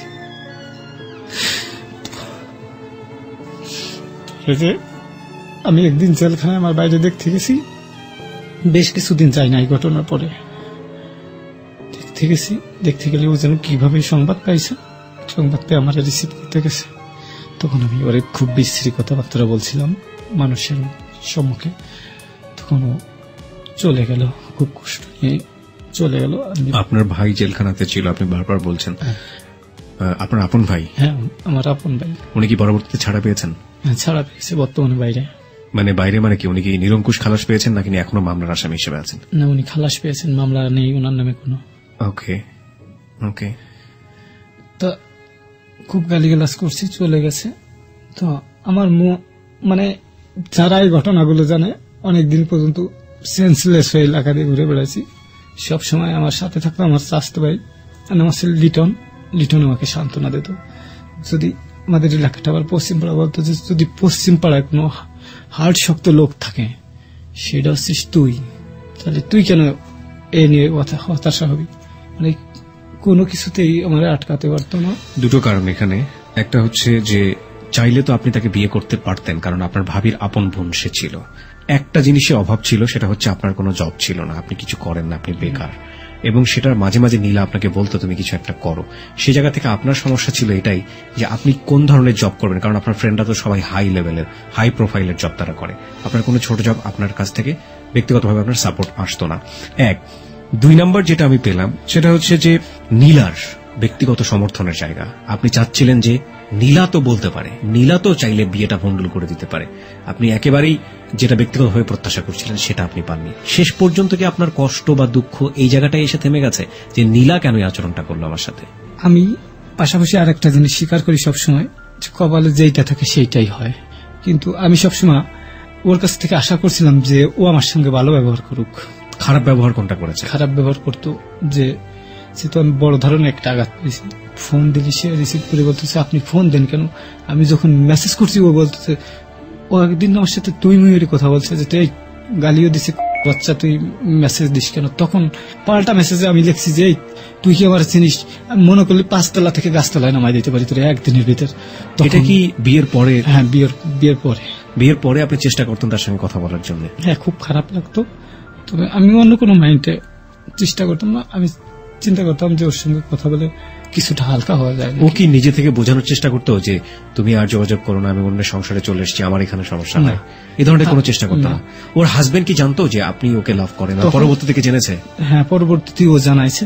যখন আমি বলছি যে তোরে একটা নেই 5 তলা থেকে গাছতলা এনে নামাবো, তুই এখন আমাকে চিনিস না, তখন ও জানে যে ভাই খুব ড্যানি ওর ভিতরে ভয়ভীতি বলতে কিছু নেই, কারণ আমার ভিতরে ভয় নেই একটা কারণ, যেটা হচ্ছে আমি কারো ক্ষতি করি না, পারলে উপকার করি, না পারলে করি না। এটা হলো আমি। তারপর কি হয়েছে? ওর হাজবেন্ডকেও জানিয়েছে? তখন ও দেখছে যে সর্বনাশ করছে, নিশ্চয়ই এ জানাই দেবে। তখন ওর হাজবেন্ডকে বলছে, উনি এইভাবে প্লেস করছে কথাটা যে আমাকে একজন খুব ভালোবাসতো, আমি তোকে বাসিনি। পরে অবশ্যই ধাপে ধাপে উনি আমার কথাটা বলে দিচ্ছে যে আপার দেওয়ার আমাকে খুব পছন্দ করতো, তো আমার সাথে তার কোনো সম্পর্ক নাই, আমি তার সঙ্গে সম্পর্ক করি নাই, এরকম বলেছে। আমার বেশি হিটেড আমি এই কারণে যে ও আমার সঙ্গে কথা তো বলতে পারে ভালোভাবে, কিন্তু সে আমার সঙ্গে ফোন দিলে খুব উল্টাপাল্টা ব্যবহার করতো, যার জন্য আমি আর যোগাযোগ করি না। আমি এখন আমার প্রত্যাশা কি যে জীবনে আমি কারো ক্ষতি করছি বলে আমার মনে হয় না, হয়তো ভুল করলে করতে পারি, আর ভুল আমি শিওর করছি, মানুষ মাত্রই ভুল আছে। তো আমার একটা দীর্ঘ বিশ্বাসও যে একদিন না একদিন ও কানবে। আর আমি ওরা এই কথাও বলছি যে সেই দিনই আমি হাসবো যেদিন তোর চোখের পানি দেখবো। আপনি প্রতিশোধ পরায়ণ কেন হচ্ছেন? দেখুন, আজকে আপনার এই কনসেপ্টের জায়গাগুলো আমরা একটু ভেঙে দিতে চাই। প্রথম যে কনসেপ্ট জায়গাটা আসে সেটা হচ্ছে, আপনি যে সেই মাহফিল, যেখানে ওয়াজ মাহফিল হচ্ছিল, সেখান থেকে একটা কথা আপনার বুকে গিয়ে আঘাত করে। যাকে তুমি খুন করছো তাকে তো সৃষ্টিকর্তা তোমাকে খুন করার কোনো ক্ষমতা দেয়নি, তুমি তো একটা প্রাণ সৃষ্টি করতে পারো না, সুতরাং তুমি কেন খুন করবা? এই ধরনের কথা মাথায় লাগার পরে আপনি গিয়ে মাপ চাইলেন, হ্যাঁ, এবং জিতের বোনকে যে রেপ করেছিল, এখন পর্যন্ত সেটা প্রুভ না, আপনি তার হত্যার অংশীদার ছিলেন, সে আপনার কাছে মারা যাচ্ছে কিনা আপনি নিশ্চিত নন, তারপরে আপনি তার বাবা মার কাছে গিয়ে ক্ষমা চেয়েছেন এবং তার বাবা মা আপনাকে ক্ষমা করে দিয়েছেন। সেকেন্ড যে খুনটা আপনি করলেন, সেই খুনের ব্যাপারে আপনি কারো কাছে ক্ষমা চাননি এবং আপনি এখনো বিলিভ করেন না যেটার জন্য ক্ষমা চাওয়া উচিত, কিন্তু আপনার তো মনে হওয়া উচিত ছিল, হ্যাঁ ঠিক আছে, সে আইনের দ্বারস্থ হয়েছে, সে সাহায্য পায়নি, সে বিভিন্নভাবে আইনের দ্বারস্থ হয়েছে, সে সাহায্য পায়নি। হান্নানের যখন এত বড় ক্ষমতা ছিল, আপনি তো হান্নানকে বলতে পারতেন, আপনার তো ক্ষমতা আছে, আপনি আইনের দ্বারস্থ হলে সে নিশ্চয়ই এই ভদ্রলোকটা আইনের বিচার পাবে। সাংবাদিকরা পত্রিকায় রিপোর্ট করেছে তাকে নিয়ে, কোনো ধরনের কোনো কাজ হয়নি। হান্নানের এত বড় ক্ষমতা থাকার পরে হান্নান কেন আইনের দ্বারস্থ হল না? যে হান্নান আপনাকে মামলায় ফাঁসালো, আবার মামলা থেকে বের করে নিয়ে আসলো, সে তো চাইলে পারতো। সেটা হান্নানের একটা বিষয় ছিল, কারণ হান্নানের সঙ্গে আমার পুরো ব্যাপারটা ফাইনাল হয় নাই। এবং আরেকটা বড় জিনিস যেটা, সেটা হচ্ছে যে কি আশা করছিল আমাকে দিয়ে, এবং এটা আমরাও জানতে পারিনি এবং আমরা জানতে চাই। আমাকে বলছিল যে তোরে যদি আমার ঠিকানা দিই, হয়তো তুই একদিন আমাকে মেরে দিবি, এই কথাটাও বলছিল। এই কথাটাও বলেছিল। ফাইন, আমি একটা জিনিস যেটা বুঝি সেটা হচ্ছে যে আপনি খুনের বদলা যে খুনটা নিলেন, ও তো খুন করেনি। প্রথম কথা হচ্ছে, জঘন্যতম একটা অপরাধ করেছে, সেটা শাস্তি কি হবে সেটা তো সমাজ নির্ধারণ করবে, সেটা তো বিচার বিভাগ নির্ধারণ করবে। সেই জায়গাটা আমরা মানুষ হয়ে নিজের হাতে তুলে নিতে পারি না, কোনোভাবেই পারি না। এবং ও যে অপরাধটা করেছে, সেই অপরাধের শাস্তি এইভাবে মৃত্যুদণ্ড, এটা কোনোভাবেই মানবিক জায়গা থেকে কিন্তু মেনে নেওয়া যায় না। সেটা নির্ধারণ করার জন্য বিচার বিভাগ আছে, সেটা নির্ধারণ করার জন্য থানা আছে, পুলিশ আছে। সুতরাং আপনি ব্যক্তি মানুষ হিসেবে এটা কখনোই নির্ধারণ করতে পারেন না। ওই মানুষেরই হয়তো বা অসাধারণ একটা ভালো কাজ যদি আপনি দেখতেন, তাহলে এই মানুষটাকে আপনি খুন করতে পারতেন না। Second point. থার্ড পয়েন্টটা হচ্ছে, যেই মানুষটাকে নিয়ে আপনি আজকে এই কষ্টে ভুগছেন, যে মানুষটাকে আপনি এত বেশি লাভ করতেন, এখনো আপনি তাকে লাভ করেন, হাউমাউ করে আপনি কাঁদছিলেন, হ্যাঁ, নীলা, সেই নীলার আপনি বলছিলেন যে সে যখন কষ্ট পাবে তখন আপনি হাসবেন। টু বি অনেস্ট, নীলা যদি কোনোদিন কষ্ট পায় আপনি হাসতে পারবেন না, নীলা যদি কোনোদিন কাঁদে আপনিও হাউমাউ করে কাঁদবেন। সুতরাং ওই জায়গাটা থেকে যেহেতু আপনি তাকে লাভ করেন, আপনি কখনোই এক্সপেক্ট করবেন, এটা আপনার মনের অভিমান যে নীলা কখনো কাঁদুক, বরং আপনি প্রত্যাশা করেন নীলা সারা জীবন সুখে থাকুক। আমি তা কখনো চাই না। আমি প্রতারণা আর বিশ্বাসঘাতক যারা। আপনার সাথে কি প্রতারণা করেছে নীলা? কেন ও আমাকে বলতে পারতো যেটা কপালে আছে। আমি সবসময় এই একটা কথার আশাবাদী যে ভাগ্যে যা থাকে সেটার বেশি হয় না। ও কেন ও বলে যে আমি তোমাকে চিনি না, এইগুলো কি? ঠিক আছে, আপনার ক্রোধের জায়গা থেকে আপনি এটা বলছেন, কিন্তু ওরও তো নিশ্চয়ই কিছু না কিছু বলার থাকতে পারে। ও একটা সমাজে বড় হয়েছে। হ্যাঁ, আমি তো ওইটাই আমি জানতে চাচ্ছি যে ও তো আমাকে বলতে পারতো, দেখো সে সেন্স টু কালার দিচ্ছে।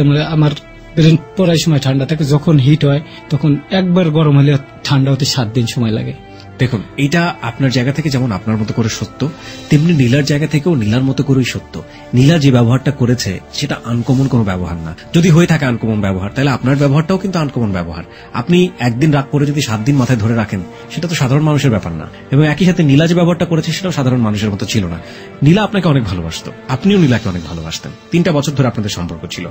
নীলা যদি শেষের দিকে এসে আপনার সাথে এই ধরনের আচরণ করে থাকে, যে আপনাকে যদি না জানিয়ে থাকে যে না আমার বিয়ে হয়ে যাচ্ছে বা ওরকম কিছু একটা, বিয়ের আগ মুহূর্তে যদি আপনাকে জানায়, সেটা নিঃসন্দেহে আপনার কষ্ট পাওয়ার মতো। কিন্তু এই মানুষটাকে আপনি 3টা বছর লাভ করেছেন। আপনি চোখ বন্ধ করে চিন্তা করে দেখেন তো, এই একটা ঘটনার কাছে 3টা বছর কিভাবে মলিন হয়ে যেতে পারে। আপনি তো তাকে বিয়ে করতে পারতেন না কোনো না কোনো ভাবে, যে কোনো ভাবেই হোক না কেন। বরং এখন থেকে এটাই ভালো হয়েছে না যে মানুষ আপনার সাথে এই স্টেজে প্রতারণা করেছে। আপনি যদি প্রতারণাই মনে করেন, হ্যাঁ, যে আপনার সাথে কাজটা করেছে সেটা খারাপ কাজ ছিল, সেটা তো বিয়ের পরেও হতে পারতো। আপনার সাথে এই ধরনের কাজ তো বিয়ের পরে অন্যভাবেও হতে পারতো। সে অর্থ থেকে আল্লাহ আপনাকে সেভ করেনি। একটা অর্থ তো আল্লাহ আপনাকে সেভ করেছে এই জায়গাটা থেকে, যে বিয়ের পরে যদি এটা হতো সেটা আরো বেশি কষ্টের হতো। সেটা আপনি বিয়ের আগেই সেভ হয়েছেন। আর 3টা বছর কিন্তু সে আপনাকে অনেক সুন্দর সুন্দর মোমেন্ট দিয়েছে। 3টা বছর কিন্তু সে আপনাকে অনেক ভালো ভালো সুন্দর সুন্দর স্মৃতি উপহার দিয়েছে। যে পিতা তার সন্তানের খুনির মধ্যে একজন, হাজার হলেও কিন্তু ওই পিতা তার সন্তানকে কোলে পিঠে করে মানুষ করেছে। তার সন্তান কিন্তু একটা পর্যায় পর্যন্ত তার সবচেয়ে কাছের বুকের ধন ছিল। সেই সন্তানকে যদি তার খুনিকে তার পায়ের কাছে পেয়ে মাফ করে দিতে পারে, আপনি কি মনে করেন নীলা তার চেয়ে বেশি বড় অপরাধ করেছে আপনার কাছে? আমার মনে হয় যে দুটেই সমান অপরাধী। তাহলে যদি ওই ভদ্রলোক মাফ করে দিতে পারে, আপনি কেন পারবেন না? তাহলে আপনার মাপের জায়গাটা কোথায়? আপনার ক্রোধের জায়গাটার ক্ষেত্রেই কিন্তু আমাদের বলা, ঠিক আছে? আপনি যে ক্রোধ এখনো বুকের মধ্যে ধরে রেখেছেন, সেটার দ্বারা আরো খারাপ কাজ হওয়া সম্ভব। এবং এই জায়গাটা থেকে দেখুন, আপনাকে চেনে না জানে না, আপনি হঠাৎ করে গিয়ে পায়ে ধরিয়ে আপনি যদি মাপ চেয়ে আসলেন তার কাছে, যে আমি জানতাম না ঘটনাটা কি।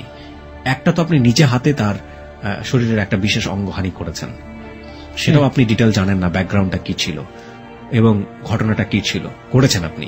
তারপরে যে মেরে ফেলার সেখানকার অংশীদার ছিলেন আপনি। এই ঘটনা জানার পরেও সেই পিতা আপনাকে মাফ করে দিয়েছে, কিচ্ছু বলেনি আপনাকে। এবং এই ঘটনা যদি সমানও হয়ে থাকে নীলা আপনার সাথে যেটা করলো, সেটা তাহলে আপনি কেন মাফ করতে পারবেন না? আপনাকে তো সে মাফ করে দিয়েছে। একটা জ্বলন্ত উদাহরণ আপনার ব্যক্তিগত জীবনেই আছে। এর চেয়ে বড় মাপের অপরাধ নিশ্চয়ই নীলা করেনি। ও আমাকে খুন করে দিলে আমি মাফ করে দিতাম, কিন্তু বহুত বড় আঘাত দিচ্ছে, বুকে লাথি মারছে। আপনার বুকে যদি লাথিও মেরে থাকে, তাহলেও আপনার মনে রাখতে হবে, আপনি যত বড় অপরাধ ওই লোকটার ক্ষেত্রে করেছেন, সেই অপরাধের চেয়ে অপরাধ কোনো অংশেই বড় না। এবং সেই লোকটা আপনাকে মাফ করে দিতে পেরেছে। আপনি যত ভালো কাজই করেন না কেন দুনিয়াতে, বা যত খারাপ কাজই করেন না কেন দুনিয়াতে, ক্ষমা হচ্ছে সবচাইতে বড় গুণ। আজকে আপনি যাহা বলিব সত্য বলিবতে বসেছেন, আপনার বিবেকের তাড়নাবোধ থেকেই বসেছেন, যে আপনি জীবনে কতগুলো ভুল করেছেন। আজকে দুটো জিনিস আপনি ভুল করেছেন কোনো না কোনোভাবেই। একটা মানুষের অপরাধের শাস্তি আপনি নিজের হাতে তুলে নিতে পারেন না। সে অধিকার রাষ্ট্র আপনাকে দেয়নি, সে অধিকার ব্যক্তি জীবন আপনাকে দেয়নি, কেউই দেয়নি। আপনি যদি সেটা তুলে নেন, সেটা আরেক ধরনের বড় অপরাধ। একটা অপরাধের শাস্তি কেন আরেকটা অপরাধ হবে? আপনি যে মানুষটাকে মেরে ফেললেন, তার ব্যাকগ্রাউন্ড আপনি জানেন না। সে জীবনে অনেক ভালো কাজ করেছে, তাকে যে কারণে আপনি মেরে ফেলছেন সেটা সে শাস্তির সাথে যায় কিনা সেটাও আপনি জানেন না। যদি যে থাকে, তাহলে সে দায়িত্ব সমাজ আপনাকে দেয়নি। আপনি তো অ্যামাজন জঙ্গলে বসবাস করেন না, আপনি একটা সমাজে বসবাস করেন যেখানে সভ্য মানুষের আছে, সেখানে আইন আছে, রাষ্ট্র আছে, সবকিছু আছে। ধরে নিলাম বাংলা সিনেমার হিরোতে এইগুলো সম্ভব, বাংলা সিনেমার হিরোরা আমরা দেখি কাজগুলো করে, এগুলো সিনেমা নাটকে সম্ভব। বাস্তব জীবনে কেউ যদি এইরকম ইডিওলজির জায়গা থেকে একের পর এক খুন করতে থাকে, আমরা যদি তাকে বাহবা দিই, এই সমাজটার অবস্থা কি হবে আপনি চিন্তা করতে পারেন? আপনি মনে করেন যে আপনার মতো সমাজে আরো 10-15-20টা লোক আছে যারা এরকম বাচ বিচার করলো না, জানলো না, ব্যাকগ্রাউন্ড জানলো না, ধামধুম করে এরকম 2-3টা মানুষ মেরে ফেললো, এই সমাজটার অবস্থা কি দাঁড়াবে? সমাজের অবস্থা খুব খারাপ হয়ে যাবে। ক্ষমা হচ্ছে সবচাইতে মহত্বের গুণ। সৃষ্টিকর্তা আমাদেরকে প্রতি মুহূর্তে ক্ষমা করে দেয়, এটা আপনি জানেন? আপনি জীবনে কত অপরাধ করেছেন, সে যদি আপনাকে পেনাল্টি দিত এভরি স্টেপে, তাহলে আপনার আমার অস্তিত্বই থাকতো না। আপনি যে অ্যাঙ্গেলেই বোঝান না কেন, আপনি যে রাফ ওয়েতে গেছেন, সেই রাফ ওয়েটা ইজ নট অ্যাকসেপ্টেবল। প্রথম কথা হচ্ছে এটা, আপনি নিজে সেটা বুঝেন।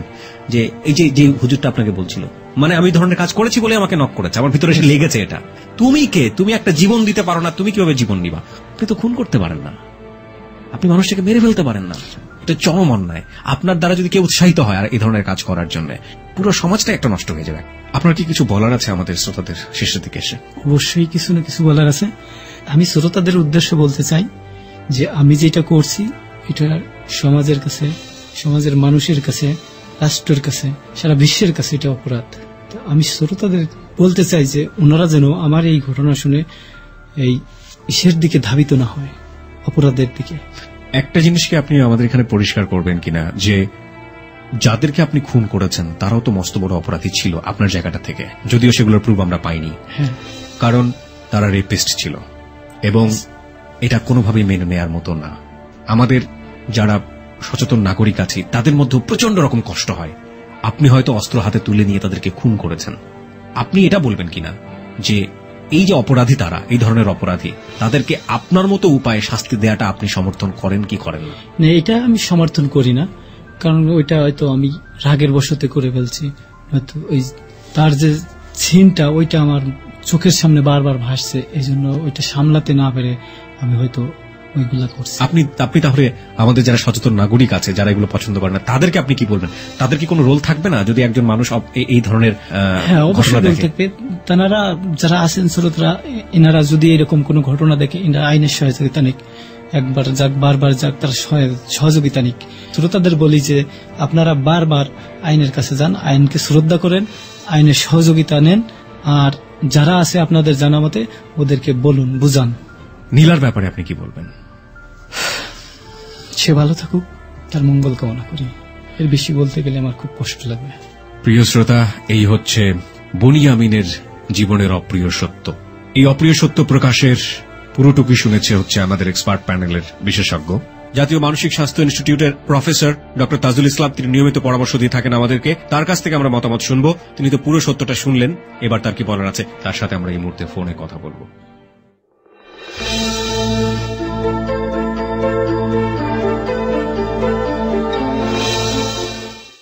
তো ডক্টর তাজুল ইসলাম, আপনি কি মনে করেন কোন কোন জিনিসগুলো আপনার মনে হয়েছে যে নক করার মতো? যে আমি বনিয়ামিনের যে কাহিনীটা শুনলাম, আসলে এখানে অনেকগুলো ব্যাপার আছে।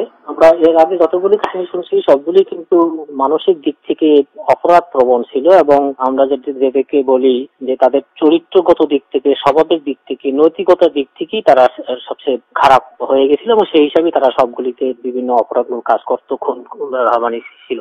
এখন বনিয়ামিনের একটু সুখ্যাতি গাইতে হয় এদিক থেকে যে সে কিন্তু অপরাধ প্রবণ নয়, সে কিন্তু মন মানসিকতার দিক থেকে নষ্ট হয়ে যাওয়া ছেলে নয়, কিন্তু একটা খুনের সঙ্গে যেভাবে হোক জড়িয়ে গিয়েছিল, যার ফলে খুনের একটা অভিজ্ঞতা হয়ে গেছে।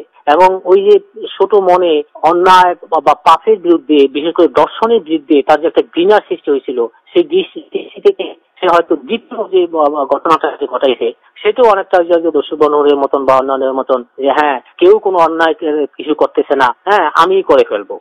এই যে মনোভাবটা, এই মনোভাবটার দুইটা দিক আছে। হ্যাঁ, একটা সমাজকে ভাবতে হবে যে আমাদের সন্তানেরা বা অন্য মানুষরা কেন এইভাবে বাধ্য হবে বা উপলব্ধি করবে এই দেশে আইন এবং নিয়ম কানুন চলতেছে না, শাসন চলতেছে না, অথবা মানে আইনের শাসন বা বিচার পাওয়া যাচ্ছে না, এরকম কেন বিচারহীনতার সংস্কৃতি চলতে থাকবে। এটা যেমন সমাজকে ভাবতে হবে, ঠিক এরকম বনিয়ামিনের মতন যারা এরকম উগ্রতার দিকে গিয়ে নিজের হাতে আইন তুলছে তাদেরও ভাবতে হবে যে ওই যে ওয়াজের কথা সেটা শুনছিল, যে এইভাবে আমি যদি একটা খুন করি, যে ওই দর্শন করছে সে যেমন একটা পাপ করছে, অন্যায় করছে, আমি যদি তাকেও খুন করি সেটাও আর একটা পাপ ও অন্যায় হবে। ঠিক একই রকম ভাবে পরবর্তী যে খুন করছে সেটাও ঠিক একই রকমের পাপ ও অন্যায় হবে।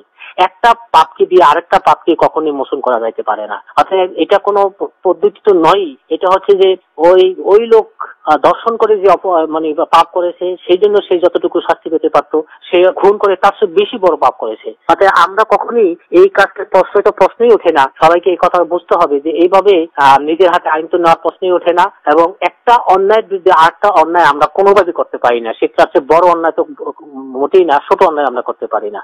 তো যাই হোক বনিয়ামিন এই কাজগুলি করেছে, এখন সে কিছুটা হয়তো বুঝতে পারতেছে। এখন যে দ্বিতীয় প্রশ্ন আছে যে সে একটা মেয়েকে ভালোবাসতেছিল, সেখানে সে সততার পরিচয় দিচ্ছে, তাকে হয়তো ভালোবাসছিল, কিন্তু মেয়েটা হয়তো যেভাবে হোক কি কারণে আমরা হয়তো জানি না, তাকে সে ভালোবাসার প্রত্যাখ্যান করে আরেক জায়গায় বিয়ে হয়ে গেছে। এটা বনিয়ামিনের জন্য আমরা একটু সহানুভূতি জানাতে পারি যে হ্যাঁ এটা কষ্টকর, এটা খুবই তার জন্য পেইনফুল ব্যাপারটা। কিন্তু বনিয়ামিনকে এখন বুঝতে হবে সে যেহেতু ভালো মানুষ ওই অর্থে আর কি, এক অর্থে সে কিন্তু খুবই এখন অপরাধী, এটা স্বীকার করতে হবে যে সেই খুনের জন্য শহীদ হয়ে গেছিল, কিন্তু সে তো 8-10টা মানে অপরাধীদের মতন নষ্ট হয়ে যাওয়া মানুষ নয়। তাহলে সে কেন খারাপ পথে যাবে?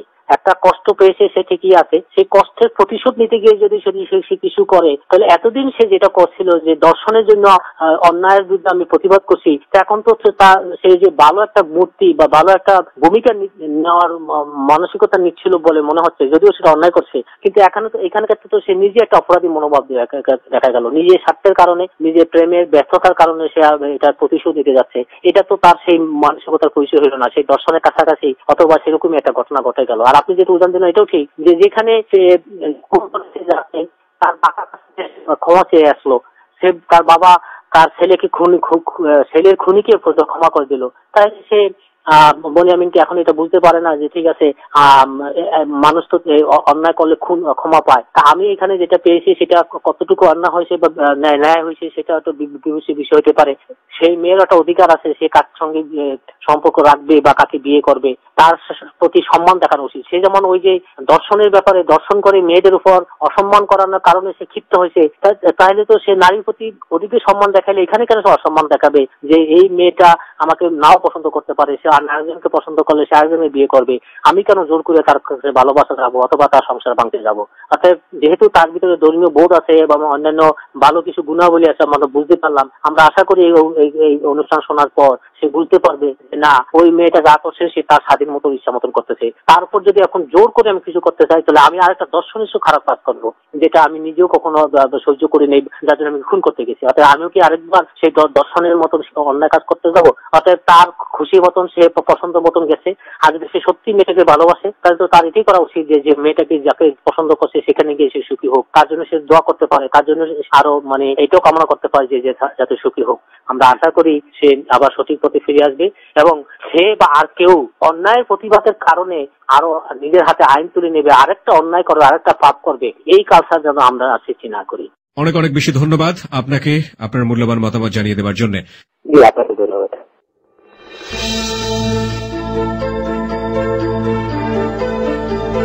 সেগুলো শুনবেন, শোনার পরে তার মতামত জানাবেন। আমি কয়েকটি কমেন্টস পড়ে শোনাতে চাই। নজরুল লিখেছে পাপ কমাতে গিয়ে সে নিজেই তো অনেক বড় পাপ করে বসে আছে। রোজিনা লিখেছে বনিয়ামিন যদি তার প্রেমিকাকে মাফ করে দিতে পারে তাহলেই বলা যাবে সে ভালো হবে। মাসুদ লিখেছে এই সিনেমা স্টাইলের প্রতিশোধ নেয়াকে গুন্ডামি বলা যায়। সৌম্য লিখেছে প্রশাসনের এই নীরব থাকাতেই বনির মতো ছেলেরা এইভাবে প্রতিবাদ করার চেষ্টা করছে। আনোয়ার লিখেছে বনি যেমন অন্যায় করেছে তেমনি যাদেরকে সে খুন করেছে তাদেরও একটা শিক্ষা পাওয়া দরকার ছিল। লতিফা লিখেছে কোন স্বাভাবিক মানুষ এইভাবে খুন করতে পারেন না। হোসেন লিখেছে বনি যদি তার রাগ কমাতে না পারে তাহলে সে নিজেই অন্যের ভয়ের কারণ হয়ে দাঁড়াবে। শরীফুল লিখেছে বাবা কিভাবে ছেলের খুনিকে মাফ করতে পারে, এটাকে মহত্ব বলবো না কি বলবো ঠিক বুঝতে পারছি না। এরকম কমেন্টস অনেকেই করেছেন, আরো বেশি বেশি কমেন্টস আমরা ফেসবুকে গেলে দেখতে পাবো। তো বনিয়ামিন আপনি তো বিভিন্ন রকমের কমেন্টস আপনি শুনলেন এবং আপনি দেখছিলেন ফেসবুক জুড়ে, কি বলার আছে আপনার? শ্রোতাদের সম্বন্ধে বলার অনেক কিছু আছে। আমি বলতে চাই যে আমি যেটা করছি এইটা যেন কেউ না করে, কেউ বুঝে বা হাওয়া দিচ্ছে, কেউ না বুঝে দিচ্ছে, তো এনারা যেন এই ধরনের কাজ কোনো সময়ের জন্য না করে। তারপরে শুধু বাহবা না, আমি তো বলবো যে অনেকে আপনাকে গালমন্দ করেছে, অনেকে বলেছে ধরনের কাজ আপনার করা ঠিক হয়নি। হ্যাঁ, তো আমি আজ এইখানে আসছি শুধু তাদের কাছে নয়, পুরো দেশবাসীর কাছে ক্ষমা চাওয়ার জন্য বা দেশবাসীকে জানানোর জন্য এইরকম ভাবে কোনো অপরাধের জগতে পা না বাড়ায়। আর আল্লাহ বলেছেন যে যদি তুমি কারো কাছে কিছু চাও, একবার চাও, দুইবার চাও, তিনবার, এবার সে রাগ হয়ে যায়। আল্লাহ বলেছে তুমি আমার কাছে বারবার ক্ষমা চাও, বারবার আমার কাছে চাও, আমি দিব, যতবার চাবা ততবার দিব। তো যদি না চায় আল্লাহ রাগ হয়, আল্লাহ অসন্তুষ্ট প্রকাশ করে যে কেন আমার বান্দা আমার কাছে চাচ্ছে না। তো আপনি যদি অপরাধ করে থাকেন অবশ্যই অবশ্যই আল্লাহর কাছে ক্ষমা চান, একবার থেকে দুইবার চান, আল্লাহ নিশ্চয়ই একদিন না একদিন ক্ষমা করবেন। যিনি যেহেতু ওয়াদা করেছেন তিনি নিশ্চয়ই ক্ষমা করবেন। আমি আল্লাহর কাছে ক্ষমা চাই এবং আমার বিশেষ অনুরোধ যে অন্যায়ের দিকে যেন কেউ ধাবিত না হয়। ওকে বনিয়ামিন, আপনাকে অনেক ধন্যবাদ। প্রিয় শ্রোতা, আমরা গত সপ্তাহে একটা মেইল পেয়েছি